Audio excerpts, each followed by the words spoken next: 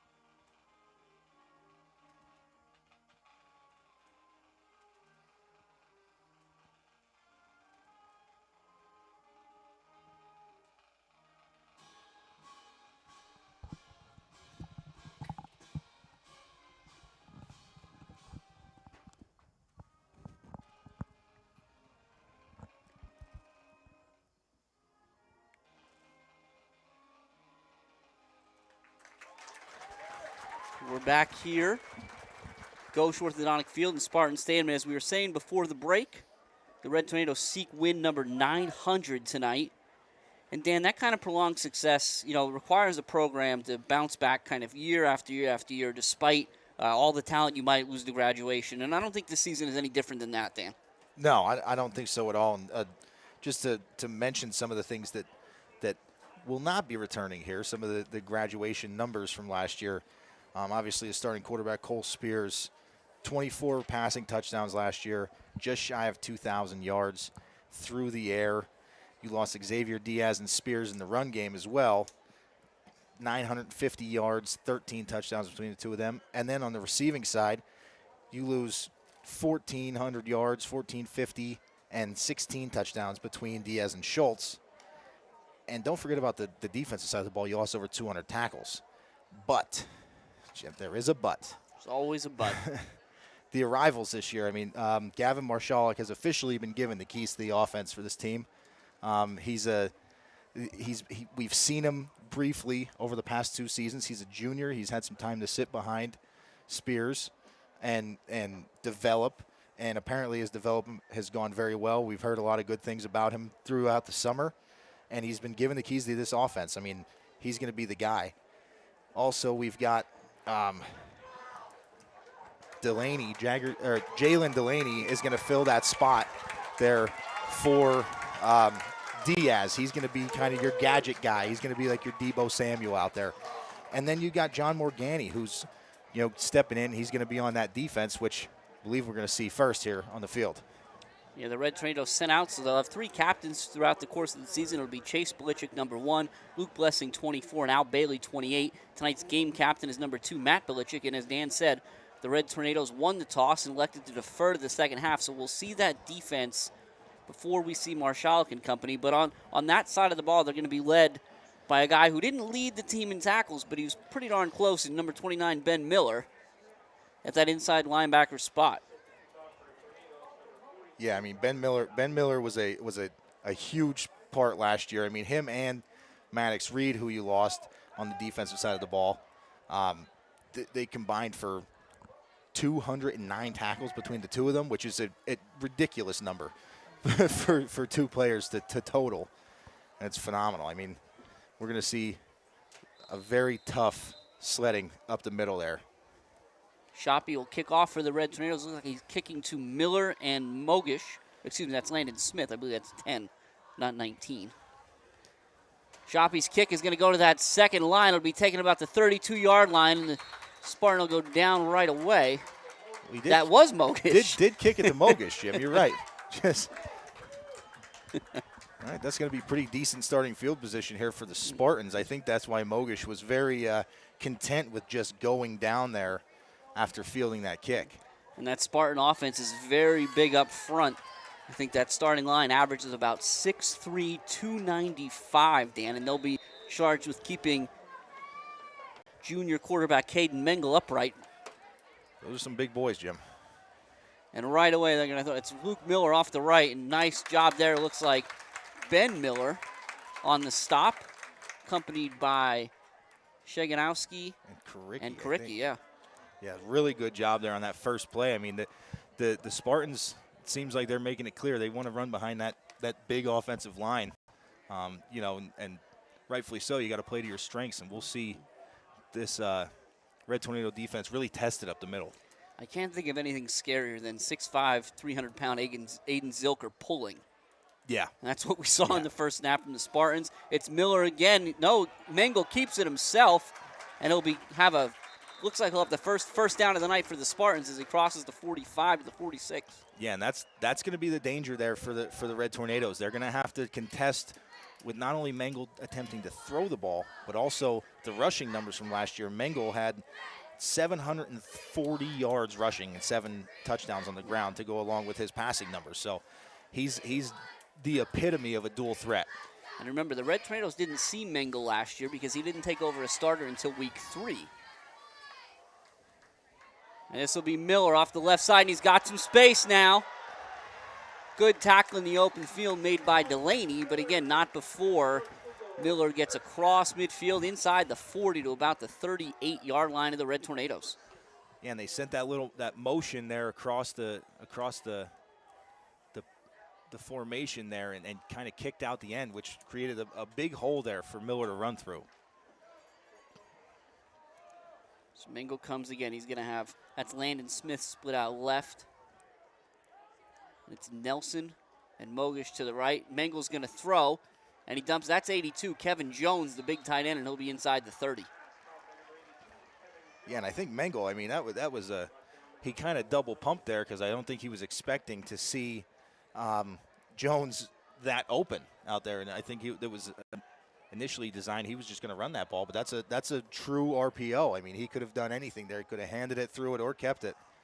He decided to throw it. And got him a nice net gain. 2 minutes gone by in the first quarter. This is going to be Mengel. It's an option. He's going to get it to Mogish. Mogish is going to run into Lukoski and Belichick, but there's a flag on the play, which seems to be against the Spartans. Yeah, I think we're going to get a holding call there, but that's great job there by the Red Tornado defense doing your job. The D end. The D end or outside linebacker has the quarterback. Linebacker came up and filled. I think that was Morgani that came up to make the play on Miller. Did a really nice job just doing their jobs. So the holding penalty to take it back to the 39. So it'll go from what was going to be close to a first down back to a 2nd and 11. Again, now Mengel's going to be by himself in the backfield here. He's got Nelson split to the right. 4 receivers to the left. And he's going to take off, but it's going to be Matt Belichick who can't quite yank him down. But my goodness, a lot of white jerseys there. Good effort by Mengel, and the ball is out. But it looks like he may have been ruled down. Yeah, I think he was, Jim. But it'll bring up 3rd and long for the Spartans. Yeah, I mean, Mengel is slippery. It looked like Matt Belichick had him dead to rights. And, I mean, he didn't just slip out of 1 tackle. He slipped out of about 3 there.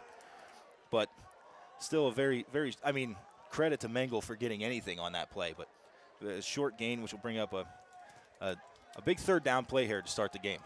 3rd and 7 from the 35. Mengel, he's going to keep it himself. He rolls out. He's got Mogish. Chase Belichick comes up and make a huge play. We're going to see exactly where I think he's going to be short of the 1st down. Now the Spartans have an interesting decision here because Gavin Menser, I think, could kick it from anywhere in the county. But on 4th and about a yard, you got to think they're going to go for it. Looks like they're bringing in the beef, Jim. Bringing in the beef. A couple of the bigger guys there saw the receivers go to the sidelines and the tight ends and the fullbacks come into the huddle. 45 Colton Joyce for sure. Now it's a pistol formation. Mengel's going to take it. He turns around and hands it to Miller. Miller's going to have the 1st down. He's got a little bit more. He's down the sideline. He reaches for the pylon, and he's in. And so at the 7:59 mark, the Spartans strike first on a 29-yard touchdown run by Lucas Miller. And it's 6-0 Spartans here at Gauche Orthodontics Field. And, Jim, we talked about it a little bit. The Spartans in their scrimmage hardly ran the ball at all. They threw the ball a tremendous amount. And, that that was not very indicative of what happened on that first drive there. But, I mean, the Spartans have they have such a threat with Mengel. He can do a little bit of everything, which gives them such it's difficult to scheme against. Mengel's kick is up and good. And it's 7-0 Spartans. And Dan, you're right in a lot of ways. I mean, I think what's most interesting, at least in that initial drive for the Spartans, is the pressure Mengel's putting on the edge of the Red Tornado defense as he's got that run pass option. And he's kind of got the ball out, but he's just running straight at those outside backers in this defensive end and saying, maybe I'll throw it, maybe I'm going to run. Yeah, Jim, I mean, we've talked about it for, ad nauseum for the last few years, is that, Coach Dara does the same thing with his corners. He's going to put them on an island. They're going to be in one-on-one coverage. What that does is that takes away your flat defender.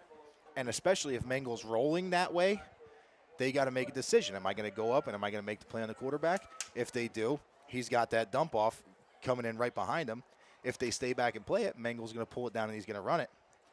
It's making the Spartans' offense is essentially making the Red Tornadoes' defense make the decision first, and they're playing off of that. It's very difficult to defend. Menser will kick off for the Spartans. The Red Tornadoes have Cooper Kricky and John Morgani deep. That second line looks to be Matt Belichick and Michael Kimzel. And then it's Lukowski and Tate Adams at the 30.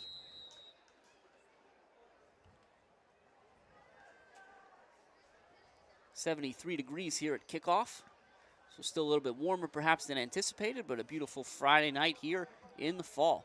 Well, I guess we're not quite in the fall yet, but Menser's kick is just blasted. It's going to hit the ground 9 yards deep in the end zone for a touchback. My goodness. Yeah, Menser's definitely got a leg on him. That's for sure. And I think we love what we've seen early in the careers from guys like Cooper Kricky and John Morgani when the ball's in their hand. And my good, that's a way to keep it out of their hands, I suppose. Absolutely is. So we'll get to see Marshalik and company for the first time tonight. Now, of course, to Marshalik's right, or perhaps his left, depending on how they line up, is going to be senior tailback number 24, Luke Blessing. Hold on. What do we got going on here? Oh, they're going to move the ball to the left hash. Okay. And Blessing has had some success against the Spartans. In 2 career games versus the Spartans, Blessing has given you 31 carries for 232 yards and 2 touchdowns. And that'll be one more there as he gets across the 20. It's a good start there for Luke, too. I mean, it got a little tripped up there, but that's still a nice gain to start things off. And you're right, Jim. We didn't get a chance to talk about it, but the biggest, and by biggest I mean largest returner, is that offensive line. 4 of the 5 starters from last year are back. And Blessing again. There's no frills with this guy. Right up the gut, lowers the shoulder, will get to about the 25-yard line, but very quickly the Red Tornadoes are facing 3rd and 5. And now they'll tighten up in the old shotgun double wing. And Marshall hands it off to Bailey, and Bailey's going to fight, but it's going to be 4th down for the Red Tornadoes. Relatively deep in their own territory. You got to think you'll see Max Koricki for his first punt of the season. And you do. And Jim, sometimes that's the downside of running with such tempo in your offense is just as quickly as you get out on the field, you're coming off just that quick. Well, we talked about, Zilker and Sanders Stokes are 2 of the larger guys on that offensive line. They're also 2 of the larger guys on the defensive line for the Spartans right up the middle. It's a high kick from the left-footed Kricky. It's going to be Landon Smith. He takes it at the 41. He's going to retreat a little bit. He gets a nice return up across the 45. It'll be near midfield. It'll, again, be good field position for the Spartans right at their own 48. Yeah, we'll see now this Red Tornado defense. What sort of adjustments? Again, they were not off the field very long, but see if they have some sort of adjustment, some sort of a recipe to kind of counteract this very, very tricky Spartans offense.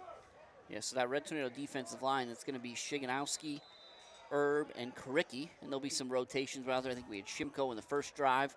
That second level is Belichick and Morgani on the outside, Miller and Brown on the inside, Lukoski and Delaney at the corners, and Kimzel and Chase Belichick round out the defensive backfield. Mangle, and it's intercepted by Jalen Delaney. Wow. And he's going to go. Can Mangle catch him? There are no Wow. flags on the field, and just like that, it's 7-6, a 49-yard pick six for Jalen Delaney. And Jim, you want to talk about how you defend that. You send a blitzer to the play side, and you get your hands up in the air. Mangle couldn't keep it. He couldn't throw it, so he threw it to Jalen Delaney. And what a play, bringing that outside at edge rusher, just sending one extra guy. Throws a wrench into things, and that's all it took. And that has to be an adjustment that was made from the first series. And wow, what an adjustment. And what a tremendously athletic play. Oh, it's unbelievable. I mean, he got up there. He did. I think Mangle had to be surprised just how high Delaney got up there. Shoppy's kick is up, and it's good, and we're knotted at 7 here now at the 6:18 mark, so quick change in momentum there for the Red Tornadoes. Wow, Jim. Yeah. We talked about it just as quick as the defense had to go back out on the field. They're going to be back out there again, but this time after a 6 from the defensive side there. So this is going to be, that was just a tremendously athletic play. And this is kind of, I think, what most people expected, right? This game was circled on a lot of people's calendars. I think there's another big game tomorrow up with Southern and Wyoming, but I think if you had anywhere to be on this Friday night, you wanted to be here. Again, we talked about it a little bit at the outset. Both of these teams were on the Super 16 countdown for WNEP. The Red Tornadoes, despite having lost, I think, 7 of the last 8 against the Spartans, we're a couple cramps, we'll say, away from perhaps winning 2 straight against these Spartans. And so in tonight's WKMC TV broadcast, we're happy to be back here. And, of course, we just want to again thank tonight's sponsor, Mount Carmel Borough Councilman John Wiscavige. And we're just happy to be back playing football on Friday nights. Yeah, absolutely. This is the best time of the year.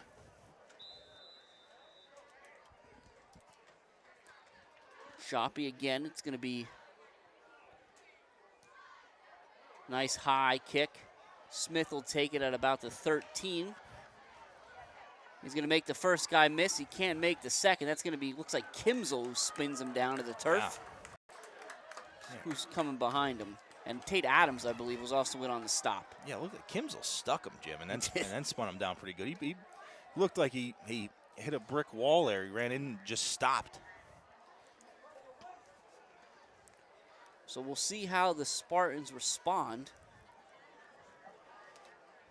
Mengel was very good last season. Again, did not throw many interceptions, 14 touchdowns to just 4 across 178 attempts. And Delaney, however, I believe, had 4 interceptions last season. Yes, he did. And he's starting off pretty hot already here in August. Now this will be Miller to the left side. Miller picks his way, does a nice job getting across the 35. Bring up second and about 5. Yeah, that's like a running back's dream, Jim, is to be able to come out there and have a little bit of time. He had some time to kind of look and read because of just all the space that big offensive line makes for him. He had some time to pick a spot and go for it. Good job by the Red Tornadoes to converge.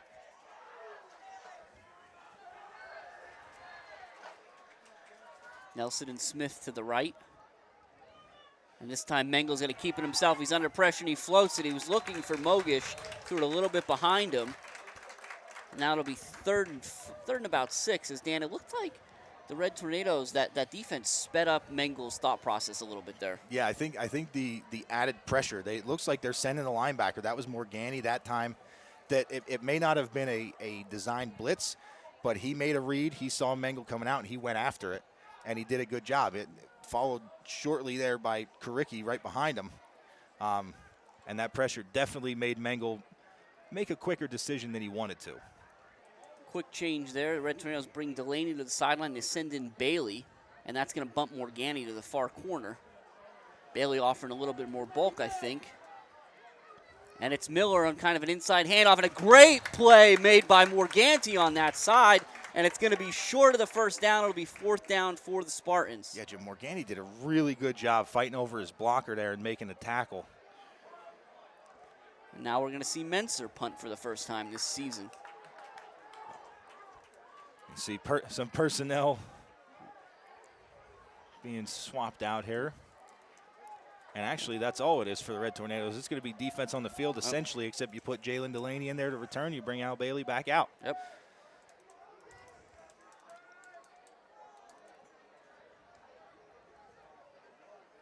So we'll see Menser. And the high snap, it's over his head. Now here it comes, it's a fire. The Red Tornadoes are coming quick. Menser's going to try to get it off, and he's going to get hit. Wow, and but he got off a good one. He got off a great punt, my goodness. And a great job by Belichick putting good, clean pressure on Menser. But the Red Tornadoes are going to wind up 1st and 10 at their own 44-yard line, so it'll be a very short punt from a net standpoint. That's real. That's going to be a funny one in the stat column because that looks like about a 15-yard punt by Menser through no fault of his own. Right, yeah, and I mean, you're absolutely right about Belichick, and good job by the referee seeing that it was clean, nothing crazy going on back there. Once that play happens, it's a live ball. You can hit him if he's trying to kick it or not. So now the Red Tornado offense, perhaps a little more pep in their step. A little more wide open. It's Adams and Delaney to the left, Belichick to the right, but it's going to be Blessing off the right side. He's got a little bit more space. He'll get to around the 49, give him a gain of about 4.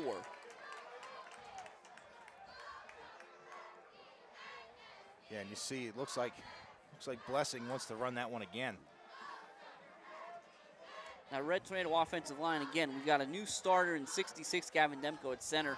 But otherwise, Delaney, Spears, Bush, and Shimko. That's left to right. Now it's a low snap. Marshall's going to pick it up, and he's going to fall on it. But I believe the Spartans got there first, and they did. They did. So just like that, the Spartans now take over 1st and 10 at the 32. And wow, Jim, we've talked about it before, these big games, and I actually, reading the article in the news item today, Coach Dara talked about it, these big games, these close games that are historically close, they usually come down to turnovers. Now there's been 2 big turnovers on each side of the ball, so they can pretty much call it square. The game is still tied, so now it's going to be moving forward. Who reacts, who reacts from those turnovers, and who cleans it up throughout the rest of this game. What's super interesting about that one, especially, is Marshall did everything he was supposed to do. I think the turf there is what helped the Spartans kind of slide in there underneath Marshall. Oh, yeah. Now Mengel, play action. He's looking to throw. He's under pressure. He's rolling. He's going to take a shot from Belichick. Belichick will have his first sack of the season back at the 35-yard line. The only downside for Belichick is they might not give him credit for a sack there. He might have got back to, it looks like he got back to the line of scrimmage. I was thinking the same thing, that initial, where I saw the initial official, he was around the 35, but he was marking the ball at the 33. Now, Belichick had 8 sacks and 5 hurries last season, so certainly wouldn't be a surprise to see him spend most of his time in the backfield again. But that one, that's going to be number 45, Colton Joyce, and he gets hit hard right around that line of scrimmage, and I believe that was Shiganowski. Yeah, Shiganowski. Real nice play there. Did a good job. And you know, the Red Tornadoes defensive line is a big set of kids. There's big kids on that defensive line, but they are, I mean, Shimko's the only one that really compares to that offensive line of North Schuylkill. But credit to these guys. They are staying in there tough, and they are fighting. So the Red Tornadoes seem to expect pass here, and they'll pull out 2 of the linemen. They're going to send out Tate Adams and number 15 freshman Jason Clokus. And Mengel's going to throw right away. He's under pressure, and it's going to be short. Intended for, trying to see who that young man was out there. Didn't get a good look. Is that Mogish? I think it was Mogish. He had 19, so it'll be incomplete. Now it's going to be 4th and 10 at the 32. And again, Coach Hall and company have a decision to make. Yeah, Menser could probably kick this. Well, Menser's coming out. And the he question is coming out. Is he going to kick or is he going to? He's going to kick. Okay, because Mogish is going to hold. So this is going to wind up. This would be a 49-yard field goal. Now, if I'm the Red Tornadoes, not taking anything away from Menser, but I'd put Kimsel or Delaney back there. Give them an opportunity to try to return this. You might not see somebody kick a 49, even attempt a 49-yard field goal the rest of the season. That is up, and that is good. Wow. Oh, my goodness. Gavin Menser, good from 49. That is a tremendous kick, Jim. I mean, that's you're right. You're not going to see that. You really are not. 49. 2:12 left in the first quarter. It's 10-7 Spartans. Wow. I mean, that's just having that capability as a team has got to be nice, you know. And Coach Hall showing the confidence in him to send him out there to do that. I mean, that's great starting field position if he misses that for the Red Tornadoes. And you wanted the Red Tornadoes to have somebody back. You never know. Now we'll see how Mount Carmel responds here. Again, it's been an exciting first, 9 minutes and 48 seconds of the season. Yeah, absolutely has. We'll see if Morgani or Karicki get an opportunity to get their hands on one here. He just used a lot of leg to kick that field goal. Maybe lets up a little bit here on the kick. I think this one goes further. I think he's amped up now. I think he puts it through the uprights.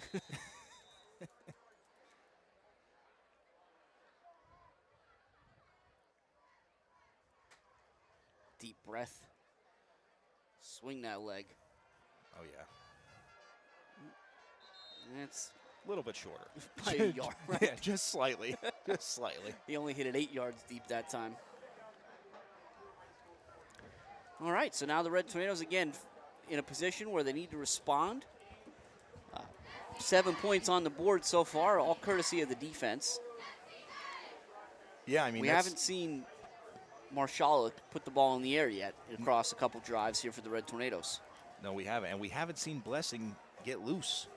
Haven't seen any of these very talented skill guys of the Red Tornadoes in space. So we'll see if maybe Marshall tries to get a quick one out here. We got Delaney in the backfield. He sends him in motion, so we'll see if they flip it out to him. They do, and that's the play where Diaz made so much money last season, right, where he made his biggest mark, and Delaney does a good job of picking up a couple. Get 4. Looked like more than that. We got a weird angle tonight, I think. Yeah, it's tough on that side of the field here, but it's week 1 for me too,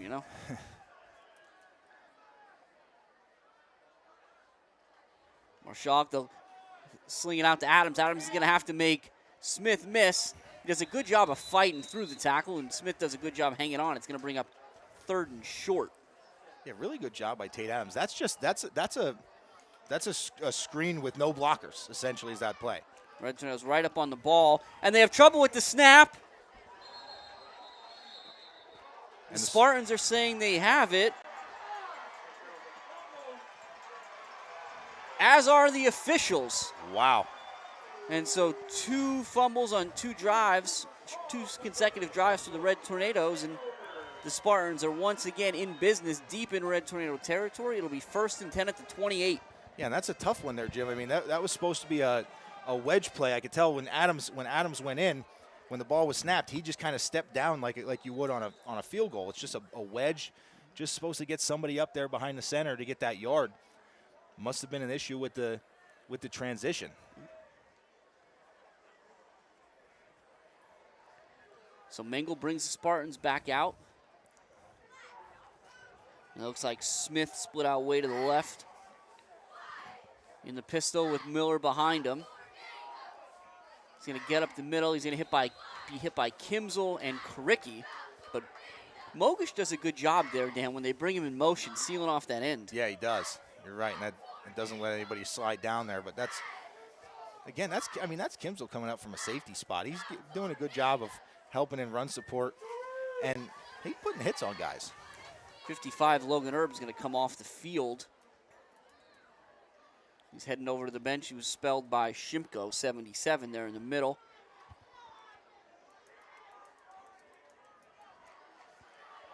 Erb walking gingerly here, so keep an eye on that as the night goes on.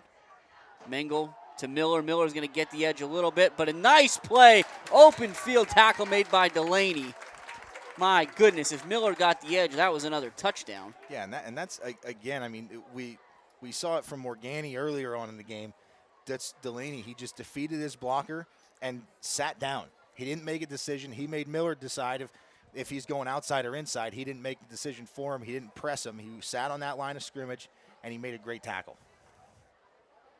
Be 3rd and 3 at the 21, and the Spartans are deciding if they want to run another play or not. They do not. So at the end of the first quarter, it's 10-7 Spartans here at Gulf Orthodontics Field in Spartans Stadium in week 1 of the 2024 season. Yeah, and the Spartans are threatening. So, 12 minutes in, Dan. What are your rapid reactions here? Well, I mean, it's pretty much what we thought. You know, the Spartans are trying to use that size on their offensive line. They're trying to get the run game going. And the Red Tornadoes, a couple miscues. Some miscues really have set them back. I mean, the defense has been tremendous. The Red Tornadoes defense has been great since that first drive. Outside of that first drive, they made some adjustments, and they've looked really good. The offense just can't seem to get going. You know, I mean, we had a 3 and out and 2 turnovers. Well, and I think what's been interesting, and I think you saw Coach Dara getting into this with kind of the swing screen to Delaney and the rocket screen, if you want to call it that, to Adams. The acknowledgement that, hey, we're going to spread out because they're really strong up the middle. Right. But the interior of that Spartan line is doing, even spread out, is doing a great job of holding their ground, and there aren't really many lanes for Blessing thus far. No, there haven't been. I think they're going to need to. They're going to need to find ways to get Blessing in space, whether it's throwing him a screen pass, sending him out on one of those swing passes. They're going to have to find a way to get Blessing the ball, continue to get Delaney the ball, Tate Adams, get Belichick the ball, get all your playmakers the ball in space. And it's that same handoff to Miller, and he's up the middle. And Miller's in, his second touchdown of the night, and it's 16-7 Spartans, 8 seconds into the second quarter. And we're going to have, thought we were going to have a flag over here, but they're going to have no flag on the sideline here.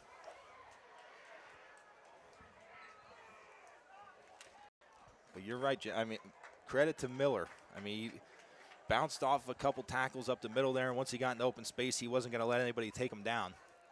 So it's a really good run, and I mean that's going to push this lead to 2 scores for the Spartans here early in the second.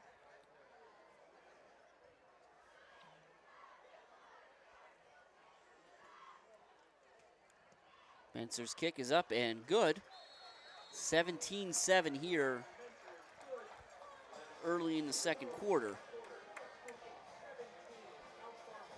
So the Red Tornadoes, again, you don't want to sound like a broken record this early, but certainly need to get something started here and respond in kind to what the Spartan offense has shown itself capable of doing. Yeah, it's a really, I mean, we're going to, again, hopefully that Red Tornado offense is able to kind of take a breather there at the quarter. Defense, you know, didn't allow a quick score or get a turnover, so it gave them a little bit of a chance to kind of collect themselves, regroup. Now ball security. Got to preach ball security the rest of the game.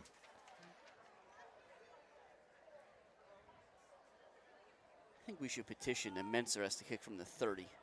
I think that'd be fair. It would still hit the goal line. Or just tell him you can't kick it in the end zone anymore. It seems like he can place it if he wants to. Right. So, but again, I'm going to go out on a limb here and say the Red Tornadoes won't get much of a return on this one. I think it'll likely be another 1st and 10 from the 20. So, haven't been faced with that for the third time tonight. They'll need to find a way to generate some sort of offense, even if it's just to pick up a couple first downs and keep their defense off the field. Yeah. As we said, it is warm tonight. Wow. All right. Thank you, Mr. Menser, for not making a liar out of me. And, you know, we go back to last season when these two teams met in week 1. The Red Tornadoes held, I believe, a 2-score lead late in the third quarter. Yes, they did. Before ultimately going through some of those kind of cramping issues that I think Coach Dara had called out as conditioning issues, hydration issues, which totally makes sense. And that was at the Silver Bowl in the grass. I'm sure it's even warmer out here on the turf. Yeah, absolutely is. So Marshalik in the shotgun, Delaney to the right. Adams to the left, Blitchick's in the tight end to the right, and I believe that's Bailey up there as well, and it's a handoff to Blessing. So a little bit of room for 24 for the first time tonight, and he shows you why that room is so important. He gets across the 30 for a first down. And Jim, that's you took the words out of my mouth. That's what he can do when he has a little bit of space. He doesn't need much to get going, and once that ball gets rolling, it's hard to stop. Red Tornadoes back up on the ball right away, and that one's going to be out to Delaney. And it'll fall incomplete. He had a little bit of space there, looked to go upfield, couldn't bring it in. It'll be 2nd and 10. Yeah, we'll see. I like what Coach Dara is doing, though. I mean, just continue to keep working your skill guys. Just keep trying to get the ball in their hands. We talked with Coach Dara earlier, and they earlier this week. I'm sorry, and he said that essentially the short pass game is just an extension of the run game. You got to get the ball in those guys' hands. And another tough snap. It's going to bounce through Marshalik, and Blessing falls on it, so the Red Tornadoes will avoid disaster that time, but it's going to be 3rd and forever. And we're going to see some movement on that Red Tornado offensive line. Shiganowski comes in, jumps over to the center. And so now it's going to be 3rd and a while, 3rd and about 28, with the ball back on the 13-yard line. So Marshallik's got to make some decisions here. He's got to be careful, but also do what he can. It's a screen pass, and it's a little high. Was looking for Blessing, and it'll be 4th down here for the Red Tornadoes. We'll see Karicki punting. This time will be very close to his own end zone, certainly inside the 5. Yeah.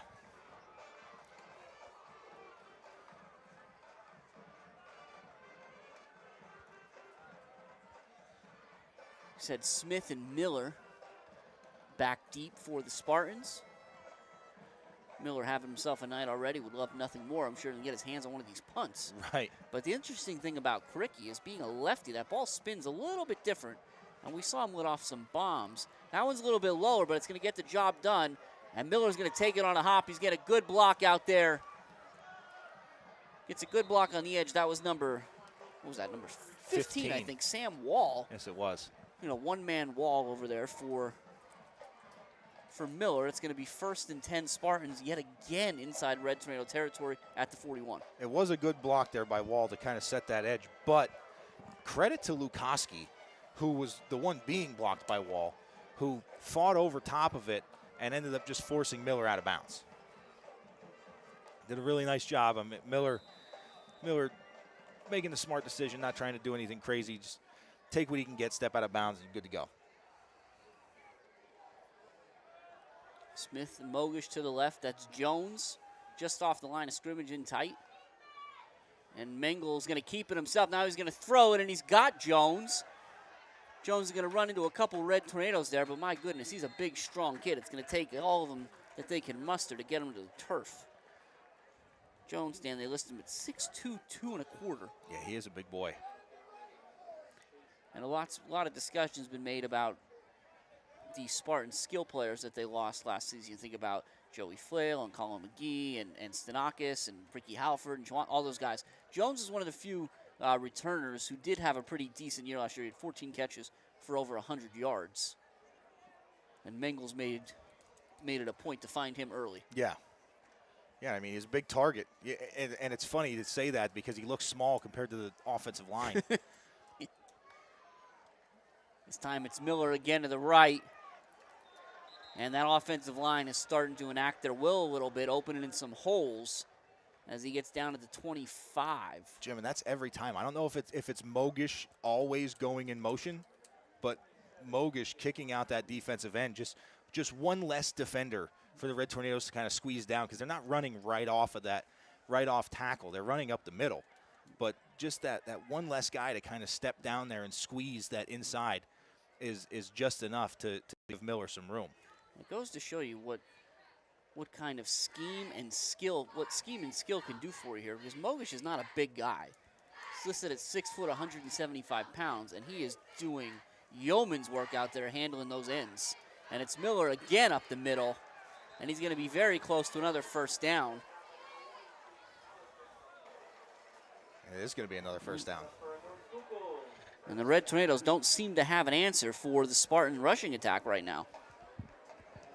We'll get some substitutions there. You saw Bailey go in before. Now Blessing's going to go in defensively as well.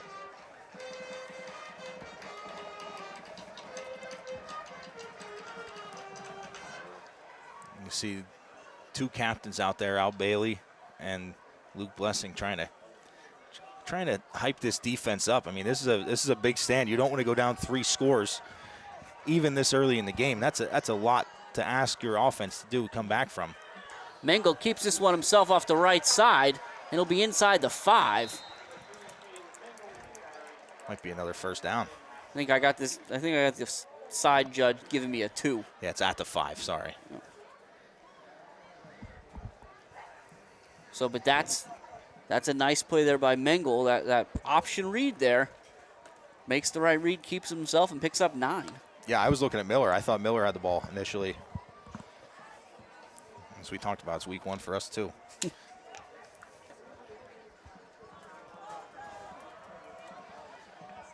Split out Nelson to the right, Smith to the left, but they're coming right back up the middle with Miller. I don't think he breaks the plane there, but he may have a first down. Yeah, I think he's going. Yeah, he is going to have a first down.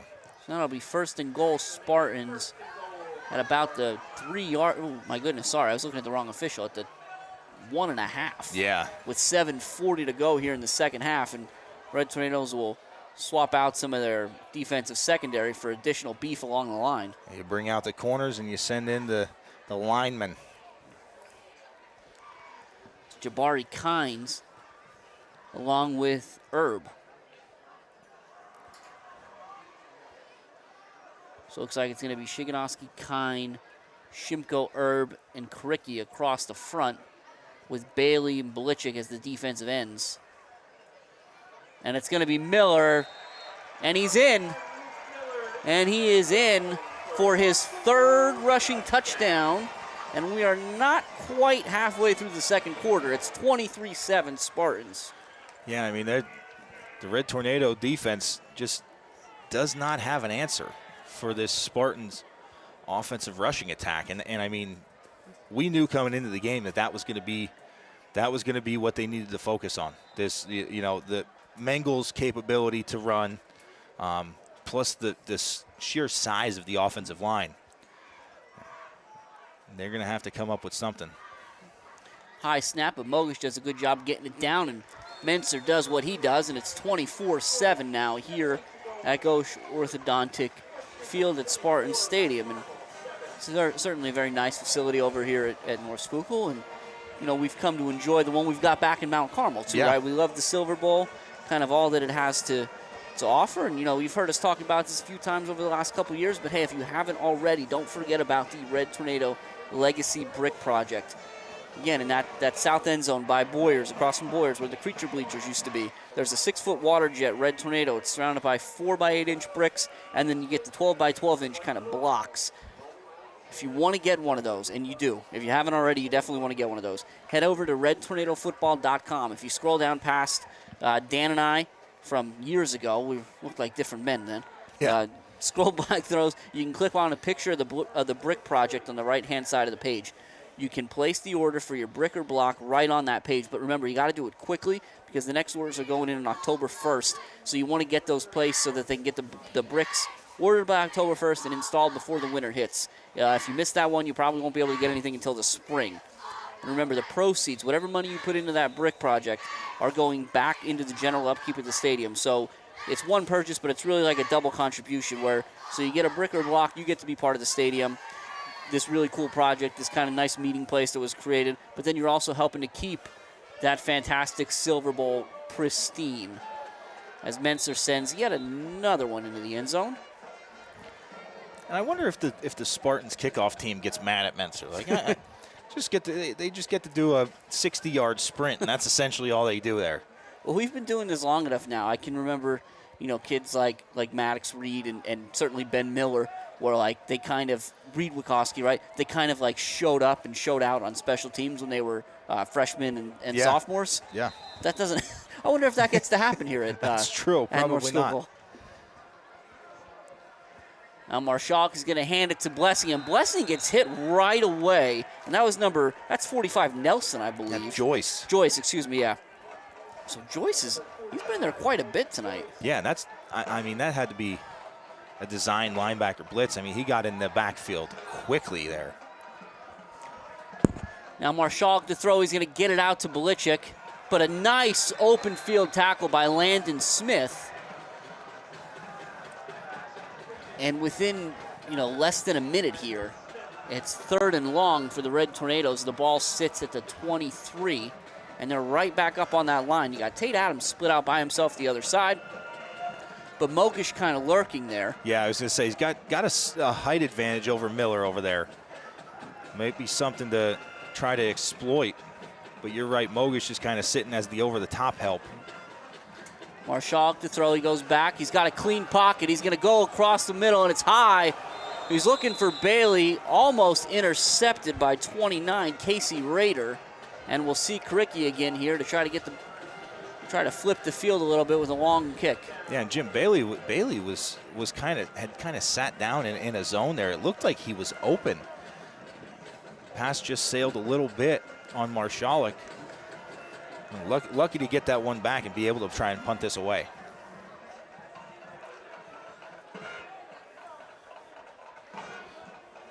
Belichick snaps as well. We'll talk about Chase a lot this season.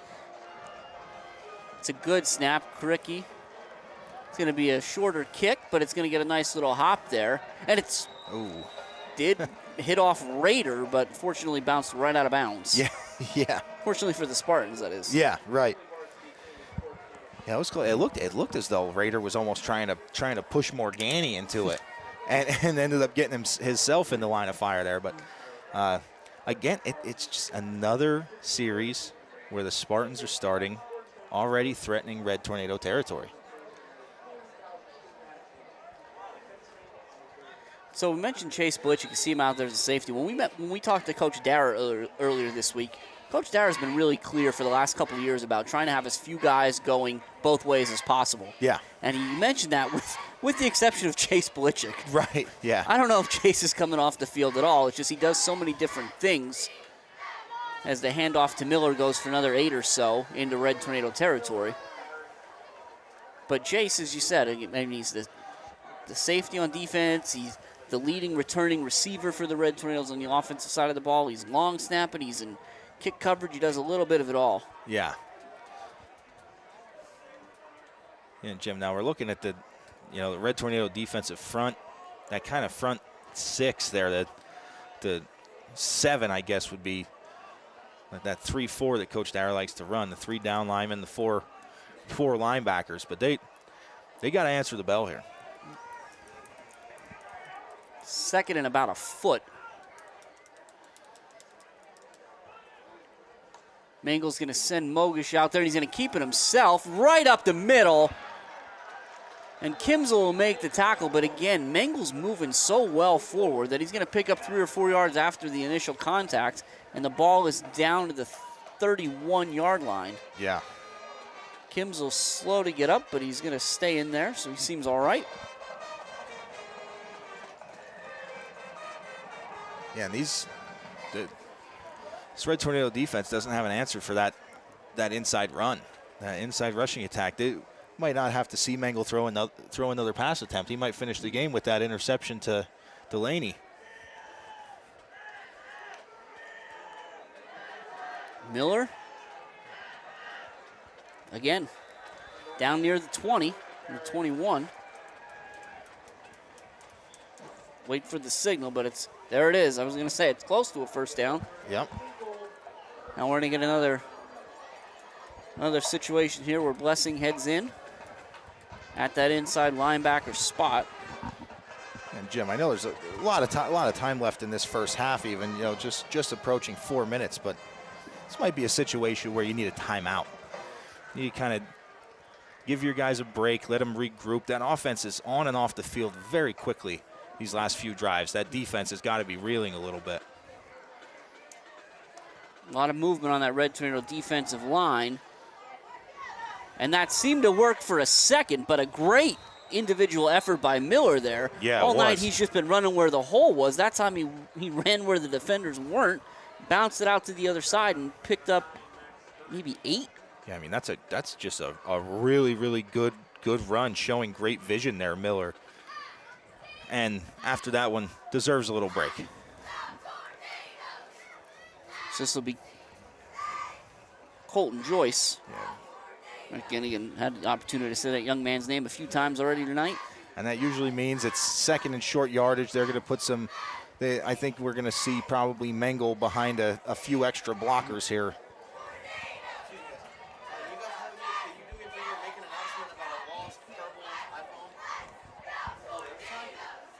Mengel's going to throw, and he's got Jones on the outside. There's a flag on the play. Jones reaches for the end zone. He's in, but there is a flag on the play. We're going to see which way this one goes. I didn't see who it was thrown at. As it stands right now, it's a 13-yard touchdown pass. Looks like they're pointing at the Red Tornadoes.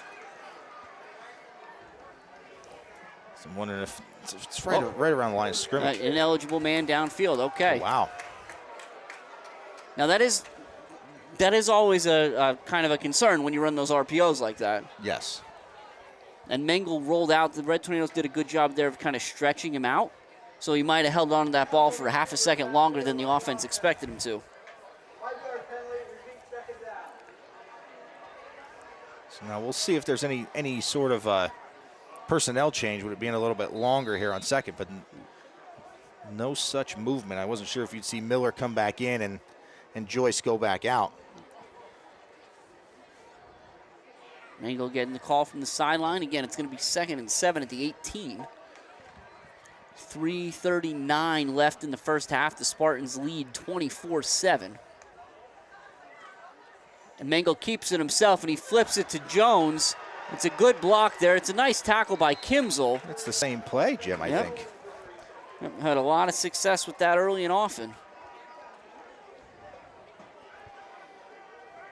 It'll be first in, see, did he get inside the 10? Is it goal to go? Oh, yeah, my goodness, the ball's at the 5. And Jim, there's a lot of movement on that Red Tornado defensive line. Yes. A lot of pre-snap movement. It seems like it's kind of, the defensive tackles are switching, whether it's to the strong side or the field, whatever it is, but it can't be to the field because they're doing it when they set up, but must be swapping strong and weak side, and they're just not having enough time to get set. No motion this time, but Miller off the right side. And a nice stiff arm. He dives through the pylon, and he's in. Luke Miller, 4 first-half touchdowns as the Spartans are pouring it on here, 30-7, with still 2:51 remaining in the first half. Wow, I mean, that's just a great individual effort by Miller there. There's nothing up the middle, and he worked hard to get to the outside, threw a stiff arm out there, and then just an effort play to get into the end zone.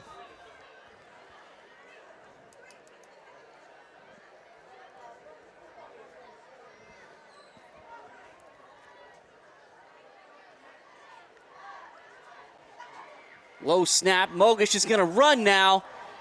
He's going to try to get to the corner, and it's a nice play by Kimzel, I believe. Yeah. So it'll stay 30-7. Now, Dan, trivia question for you. All right. What do Luke Miller and Al Bundy have in common?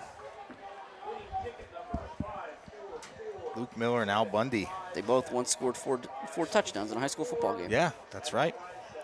That's right. It's a Married with Children joke. That's an old one. And eventually we date ourselves. We try not to, but it happens. Yeah. Oh, So man. a very, very surprising start here in Ashland, if I do say so myself. Yeah, I mean, this is definitely not. I mean, the kind of what the Spartans are doing. You know, once we kind of looked at the stats and the sizes of the size of their offensive line, you knew that they were going to probably try to pound the rock. They were going to probably try to run the ball, but just the outcome has been bewildering. Well, and I think another thing that has to be discussed. Miller's got the 4 touchdowns. That's phenomenal. But this young man kicking the ball off right now, you think about the difference in where these two offenses are starting. The Red Tornadoes are starting at the 20-yard line every time because Menser doesn't give them a choice. Right. I mean, you think that he's going to make all his extra points. He's going to kick field goals. That's awesome. But you could make an argument this is the most valuable weapon he has. Oh, it absolutely is. To just bury every offense, especially when you look at, again, a Red Tornado team that can put the ball to Morganti or Karicki or Adams or Kim's, any of those guys, and they can make a play. Right. So now we've got to, now really what the Red Tornadoes have to do is they have to put a drive together here. Yep. You have to use this 2 minutes and 51 seconds. Don't give the Spartans an opportunity to get the ball back on offense. Yep. Give your defense a little bit of a blow and go into the half with some points on the board. Yeah, because the Red Tornadoes won the toss at the beginning of the night and elected to defer. And so that, you like to think there's the opportunity for a 2-for-1 here, and you throw a couple 2-point conversions in there, and maybe it's a 1-score game midway through the third quarter. But Marshalk's going to throw that sweep to Karicki, and it's a backwards pass, and so it's going to be Red Tornado ball. Ooh. My goodness, that was scary. Yeah. So it's going to be a big loss on the play, all the way back to about the 10. So it's going to be 2nd and 20 at the 10. And I was curious why the Red Tornadoes have kept moving the ball to the left hash after some of those touchbacks. And you can see they want to try to go to the field side on those swing plays. And Marshalk's going to swing it the other way. And what a tackle made out there. Is that 2 Carl? Was that number 2 Yes. Cooper Carl? Yep. An amazing open field tackle. Because Delaney does what you expect there. He makes the catch, figures the defender's motion is taken to the sideline, and he comes inside. Right. It looks like Coach Dara is going to use this. Oh, I'm sorry, the Spartans. Yeah. To use the timeout. Coach Hall would like to stop the clock before this 3rd and 24 play from the Red Tornadoes 6-yard line. Yeah, I mean, what do you do here, Jim? We've talked about it before. Screen and draw is your obvious 3rd and forever play. Screen play, draw play. But really, I mean, you're not just trying to get it out of there to give room for Ricky. Like, you need to get points on this drive. Yeah, no, I'm with you. I know it's probably not the smartest thing and maybe not the most popular thing, but if we were if I had the sticks in front of me and we were playing NCAA 25 here, I'm taking a shot here. Yeah. I'm going to throw a go ball to one of my guys, whether it's Belichick or Adams. And, well, I don't see Adams or Delaney, so I think the Red Tornadoes are going to stay tight.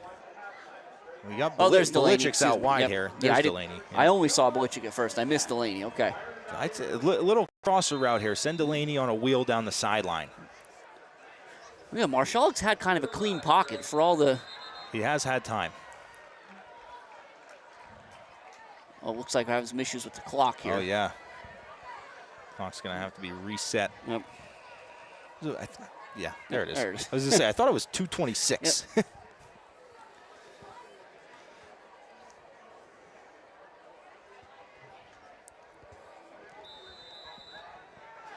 So then Adams was in there too. I just missed him. So the Red Tornadoes are 4 wide right now. Marshallik's going to go back. He's going to have to step up in the pocket. He's going to run.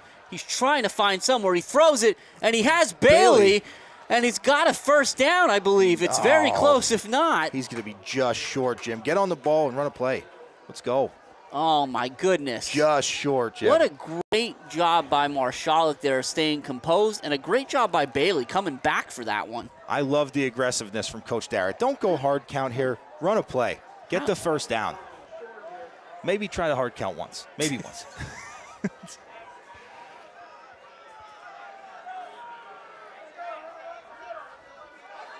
And they got it. Yep. Just once. That was all he needed.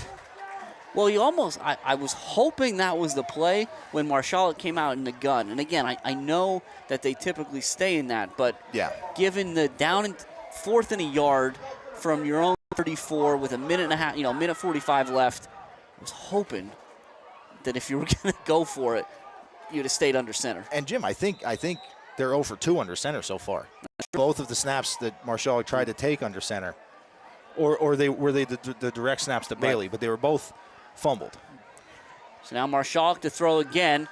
And there's what we're looking for. He's got Delaney, and Delaney's got it. And the Red Tornadoes are back in business. 66 yards. Marshallik to Delaney. And that's the quick strike capabilities this offense has shown. It's Delaney's 2nd touchdown of the night. And the Red Tornadoes will not go down easily. And that's the route for Delaney there, Jim. And you know what? Watched a little bit of the scrimmage. That's a post route to Delaney. He beats his defender one-on-one, and Marshallik laid it out there for him. It's a beautiful pitch and catch. Delaney does everything from there. Marshallik put it on a dime, and now the Red Tornadoes are back. It seems like that offense has got a little life. And Shoppy's kick is up, and he drills that one, so it's 30-14 here with a minute 34 remaining. And again, that life, that sideline of the Red Tornadoes looks like it's got a little life left in it. Now, Jim, the 2 kickoffs from Shoppy so far have been short and have given the Spartans pretty good starting field position. Do you think we see somebody else go out there and kick off?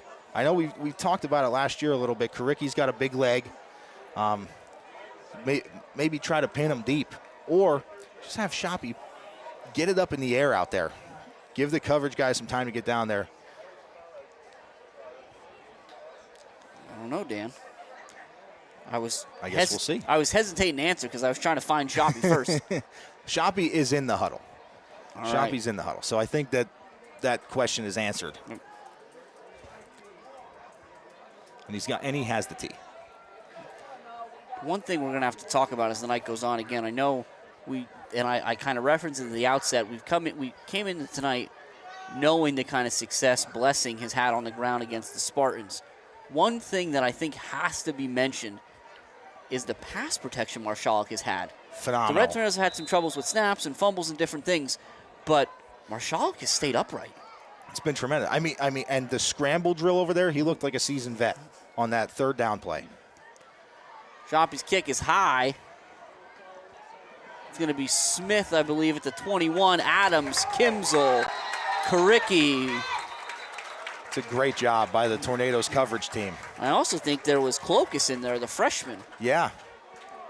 Yeah, you're right. You see him coming off the sideline here now. Tate Adams, first man on scene, held the edge, didn't give him anywhere to go, and held him up.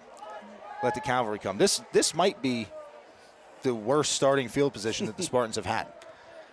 32-yard line about there for the Spartans, and you may be right, Dan.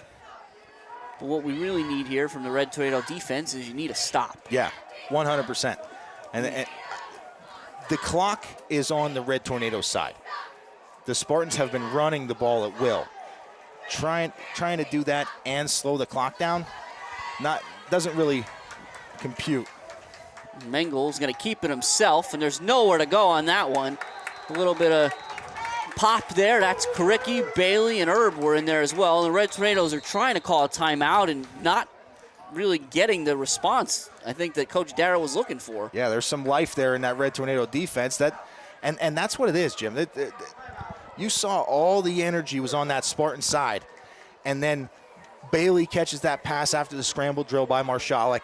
Little bit of life comes back to the Red Tornadoes. They get the first down on the penalty, and then they go deep for the touchdown to Delaney, and you felt all the wind kind of come from one side of the stadium to the other. And maybe it was just me. The wind kind of came back into my lungs too. I was able to breathe again. I'll tell you what, it went from a 3, so it's 30-7, right? So it's a 3+ score game at that point. Yeah. And it's a little over 2 if you count it with the 2-point conversions, but it went from feeling like a lot bigger deficit to feeling like maybe even less than it really is right now. Absolutely it did. And it's just it all, it's that scramble drill. It's Marshalik finding Bailey. It's Bailey coming back to the ball, and then just a really clean route by Delaney. Miller again. Nowhere to go across the 35, and Coach Darrow's going to use his second timeout. As again, he may also smell a little bit of blood in the water here and think, if I can get one more possession here. Yeah, you have to, and you have to do exactly what Coach Darrow's doing. Now, this is the biggest third down play of the game right now. On the Red Tornadoes' previous drive, that was the biggest one. This is now the biggest third down play of this game. Because if you can get a stop here for the Red Tornadoes, use your last timeout and get that ball back for your offense, who is feeling themselves right now. You got an opportunity for the 2-for-1 that you were talking about earlier. Theoretically, a 3-for-1, right? Yeah, right. So again, that Red Tornado defense, no real changes there. It'll be Miller and Blessing as those linebackers, the inside backers, with Bailey and Belichick as those outside backers that kind of walk up. Those are the ones Mogish has been targeting, but there's not going to be any of that here. It's a 3-wide set. Jones motions across the formation. Mengel, he's going to keep it himself. He's looking. There's nobody to throw it to. He's coming across the field, and it's Belichick. It's Herb. It's Karicki. It's Blessing. It's all of the above, and it's 4th down. And there is some life in this Red Tornado team right now, Jim, and it is awesome. I love seeing the activity on the sidelines. The guys, they're going nuts. They're pursuing the football on the field. They're staying in coverage. They're making plays. Everybody's doing their job. And now the Red Tornadoes smell blood in the water. They're in striking distance here to bring this game back. 1:01 left. Again, the Red Tornadoes trail 30-14 here in the second quarter. But the momentum certainly seems to favor the Red Tornadoes. Now, there's one situation here that we've got to figure out, right? Yeah. And that's just how far is Mensah going to punt this football. Right? Now, the hope, at least, is that he can't reach the end zone. I don't think you'd have to worry about a touchback. Jim, my thought here, and I only coach Kent State and NCAA, but if I was coaching this Red Tornadoes team, I'd have a short returner and a long returner. Have one of those guys a little shorter, one of those guys back a little bit more. Wow. That's sky high, and Delaney's going to take a fair catch wisely, as it looked like 22 Nelson, 15 Wall, and I'm not sure the third. 45, I think it was. 45 Joyce. Yeah. We're all bearing down on him. So now, 54 seconds left. What do you got? 73 yards to the end zone here for the Red Tornadoes. They trail by 16. Yeah, I mean, I think you're going to see a lot of defensive backs in the game here for the Spartans at least. And you're going to see 5 wide. Lukoski, Blessing, and Belichick to the right. Adams and Delaney to the left. That's a scary pair split out left. Yeah. Marshalk's looking that way, and he's got Delaney. What a, oh my wow. goodness. That's a great play by Miller, but what a ball by Marshalik, and Delaney almost pulled it in off Miller's back. Yeah, I mean, you couldn't put that ball anywhere else. But, Jim, this is exactly the right way to do this for the Red Tornadoes. You don't need the offensive line you talked about has been doing a really good job of giving Marshalik a pocket.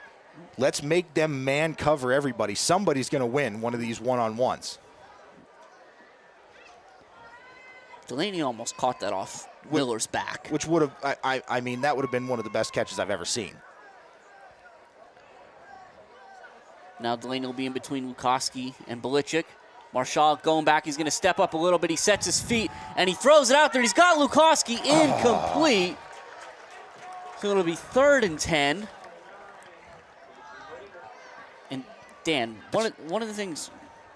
That's just slightly low, and I mean, that's throwing off. You know, he didn't have a chance to set his feet. Right. He's going to the opposite side. He's rolling to his left. He got away from the pressure, and he still delivered a ball where only Lukoski could catch it.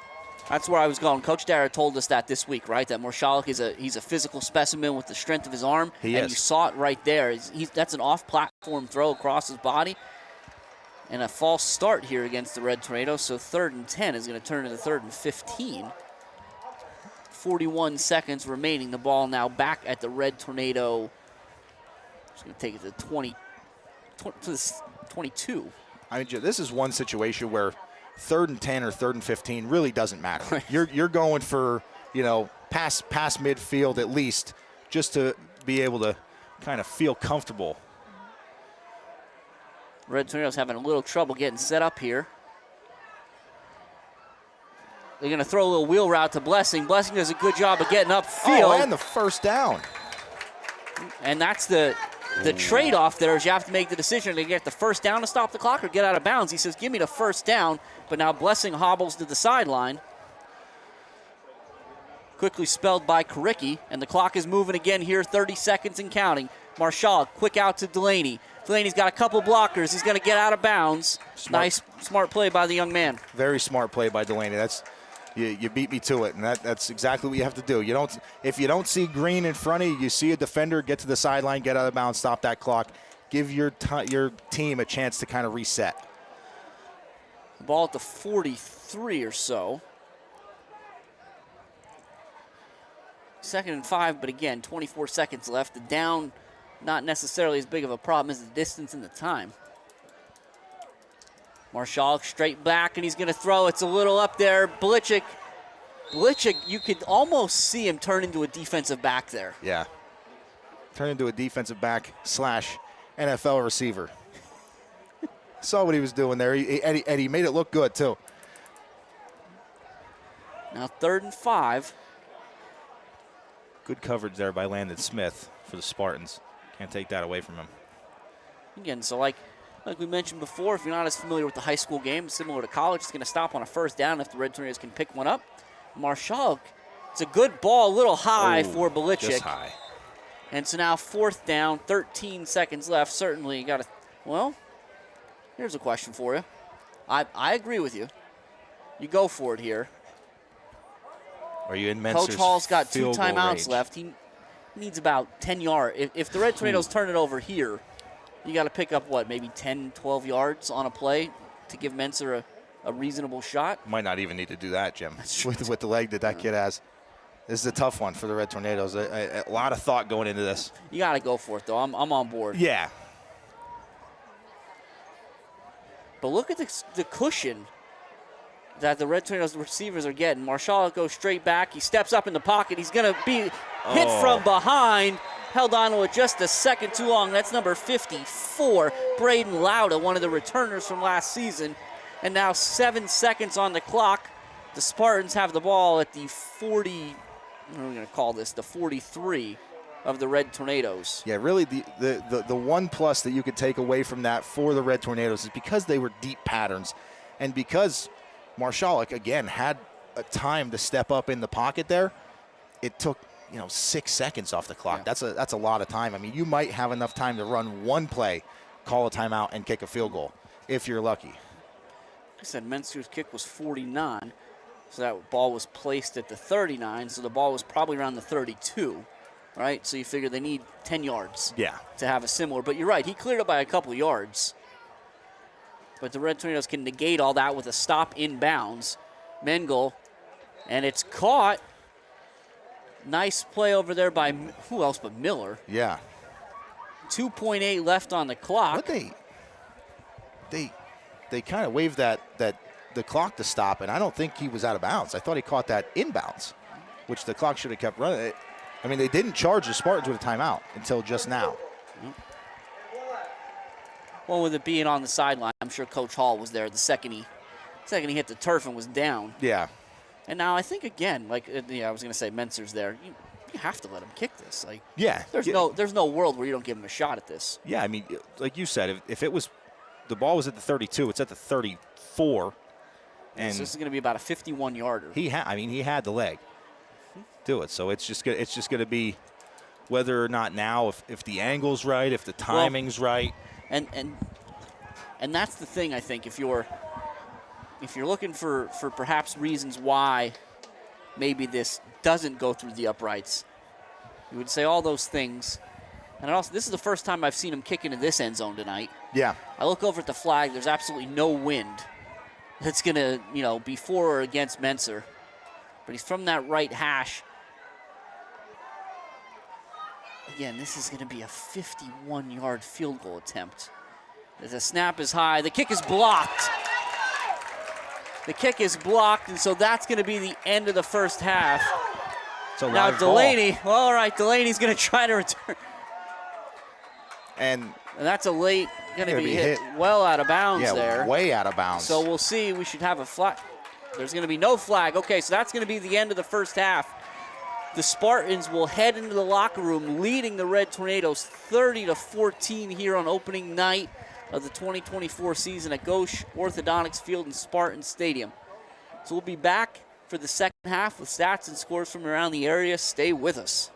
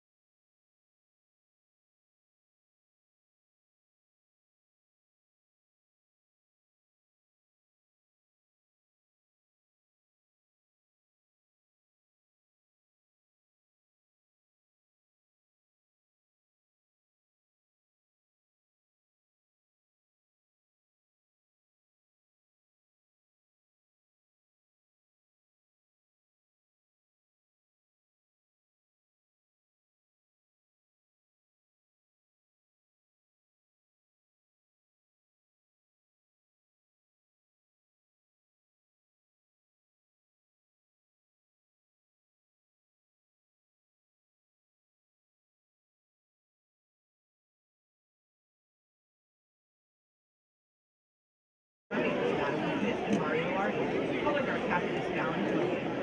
year's staff includes Stella, director, Darren, assistant director, Bernie Nestico, director, Joseph Rossi, assistant director, John Jacoby, assistant command director, Jennifer Melnick, color guard instructor, Bernie Stella, Kelly Lucas, Erica Nestico, and Cameron Getty, music and marching instructors, Linda Haas, assistant color guard instructor.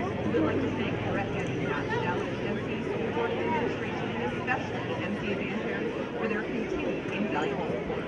The band would like to recognize the label called Cross to feature the legendary MC Mountain instructor who wrote the brass and woodwind arrangements for portions of our show.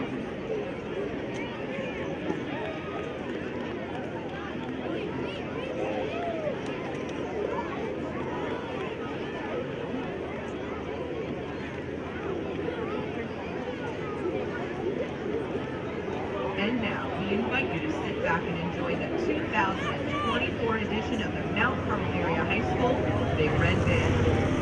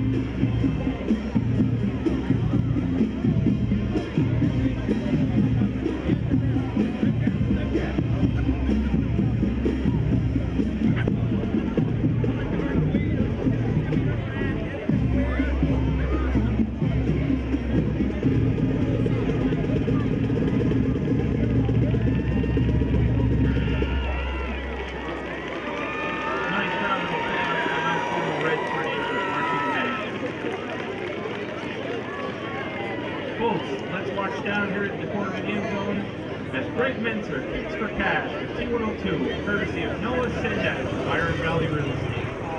Give her a ride, Greg.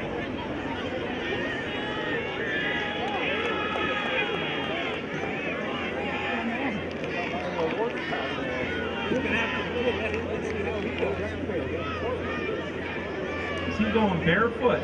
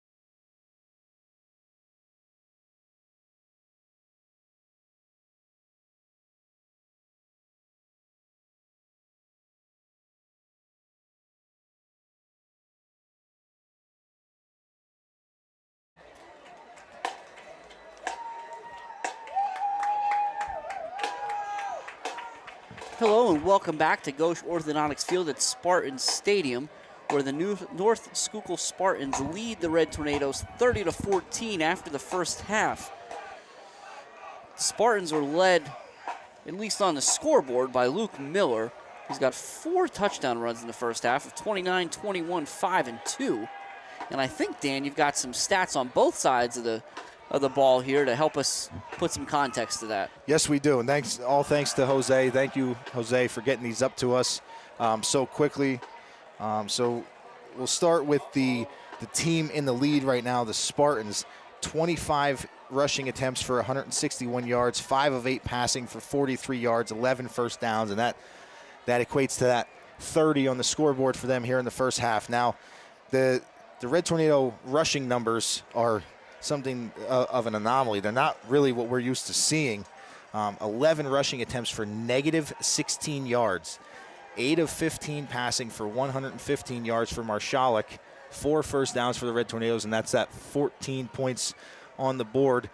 A lot of that 115 yards came on that one pass to Jalen Delaney, which was a touchdown. 66 yards. And then the other Red Tornado touchdown was Jalen Delaney on the other side of the ball with a defensive pick 6. So we're going to see the Red Tornado offense out here on the field to start the second half.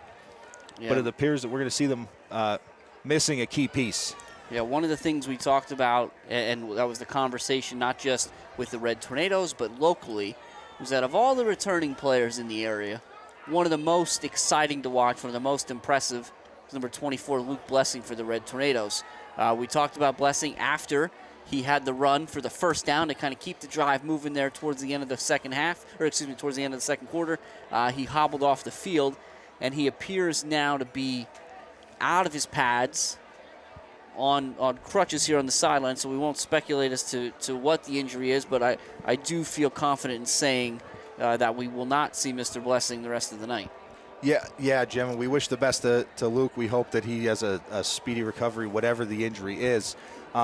Another thing that Jose highlighted to us is that the Red Tornadoes, because of that tempo they have on offense, the few quick 3-and-outs and the couple turnovers, they only had the ball for 7 minutes and 34 seconds in that first 24 minutes. So not only did the Spartans lead on the scoreboard, but they also lead in the time of possession battle by a pretty significant margin. Well, and another thing, they're we said at the outset, Dan, that there's a lot of storylines coming into tonight. We've kind of talked about the Red Tornadoes approach and win 900. We've talked about the change of personnel for both teams and kind of how these teams have operated historically. What we didn't really talk about much was the Red Tornadoes making the jump to AAA this year. Yeah. District 4 AAA. And so with that in mind, you kind of look across the landscape here of some teams the Red Tornadoes might encounter or we know for sure already will encounter throughout the season. And it looks like at the half, Montoursville leads Wellsboro 33-0. Wow. Danville up 24-0 over Bloomsburg in the third quarter. So we'll try to see if we can find any other interesting ones as we go here, but I think it looks like Central Columbia up 28-0 over Midwest. Loyalsock 14-0 over Mifflinburg.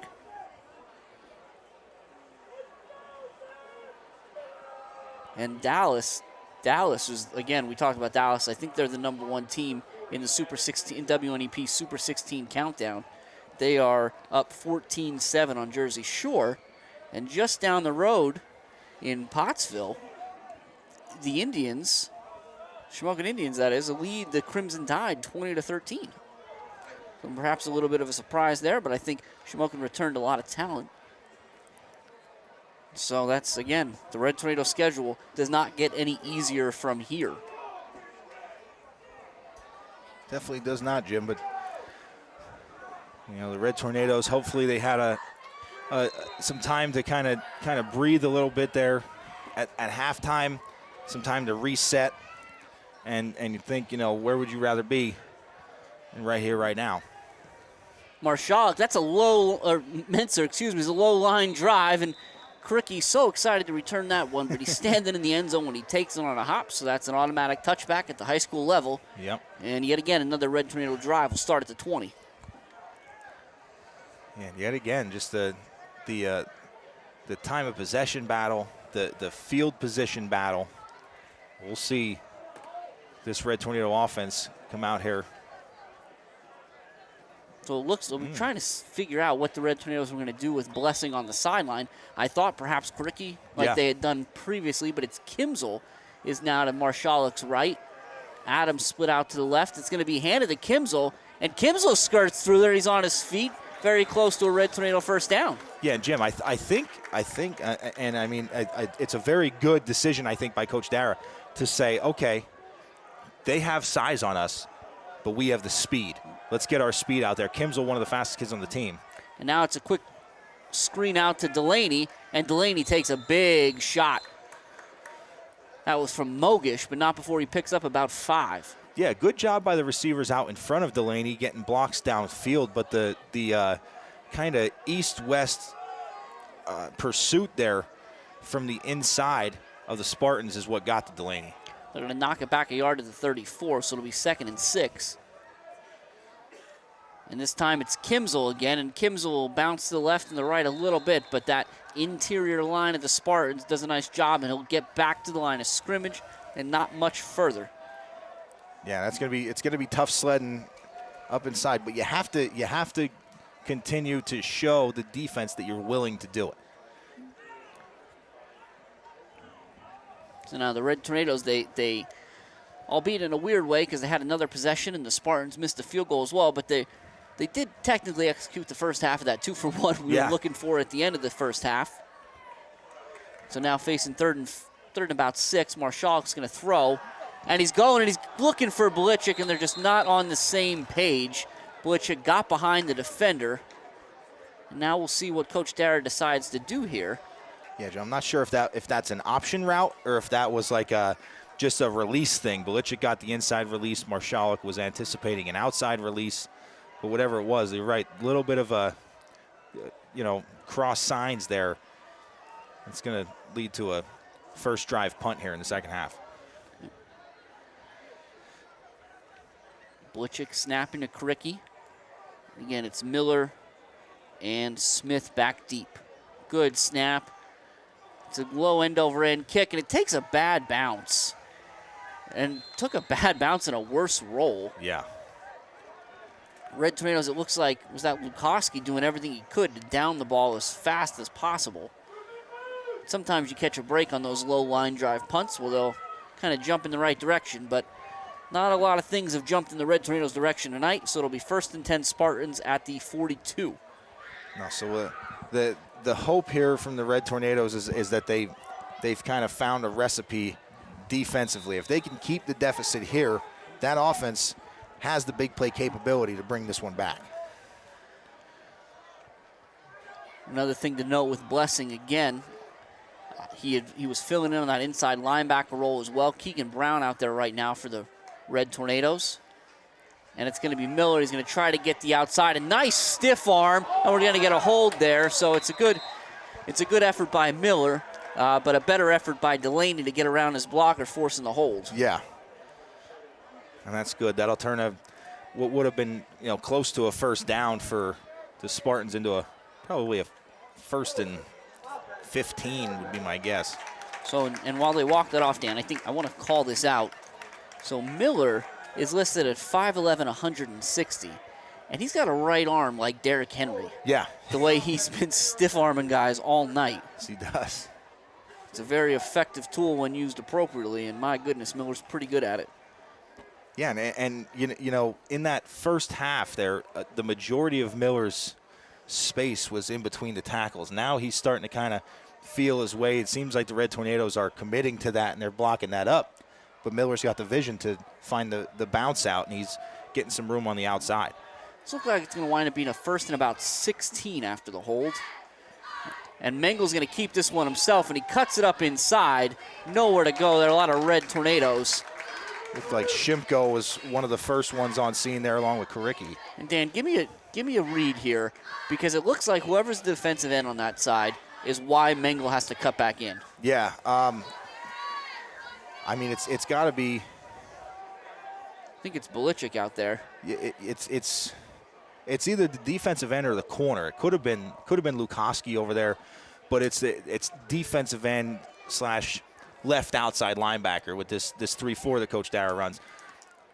But looking at it now, it might have been Ben Miller or Al Bailey. It could have been either one of the two. So we don't know. That's for those of you at home. We don't know. We don't know. We just called out about a third of the defense. Somebody made a nice play on that side. I called out about a third of the defense. And Mengel's going to keep it himself now. And the Red Tornadoes do a good job moving laterally before they go get him. And they force Mengel to throw it away. But he paid for that. And that time it was Miller. Yeah. No doubt about that one. And credit to the defensive back over there. That was Lukoski in coverage. Mengel only had one receiver in the pattern. I feel like that was probably an option where he could have ran or he could have thrown it. And it was covered well. The receiver got about 15 yards downfield and kind of looked back like, this is where my route's supposed to stop. I'm covered. You're still scrambling. What do I do? And Mengel made the right decision by throwing that ball away. Now, on a 3rd and 15, interestingly enough, the Spartans sent a receiver to the sideline in favor of Joyce for some support from Mengel. And the Red Tornadoes brought out some coverage. And Mengel's going deep, and he's got Miller just over his head. What a nice ball from Mengel, but it was just, there was a touch too much pepper on that one, Dan. It'll be 4th and 14, and we'll see Menser to punt. Yeah, and I mean, that's a great ball. Nice spiral. Miller had his guy beat. He had a step. But thankfully for the Red Tornadoes, it was just a little bit too much on it. As you said, Jim, a little too much pepper. We're going to see Menser punt. So now both second half drives for these teams had 3rd down opportunities with receivers behind the defense and failed to execute. Just a sky-high punt by Menser. Morgani almost got to that one. Now that's a favorable bounce for the Red Tornadoes, and Menser is going to limp off the field. So again, we talked about what a weapon that young man is. Keep an eye on that as the night goes on as well. Yeah, we'll see. Morgani applying the pressure. That's like an old Big 12 punt. It's a little bit of a rollout. Menser likes to go to his right. He gets a little bit more on it, I think, with that couple extra steps.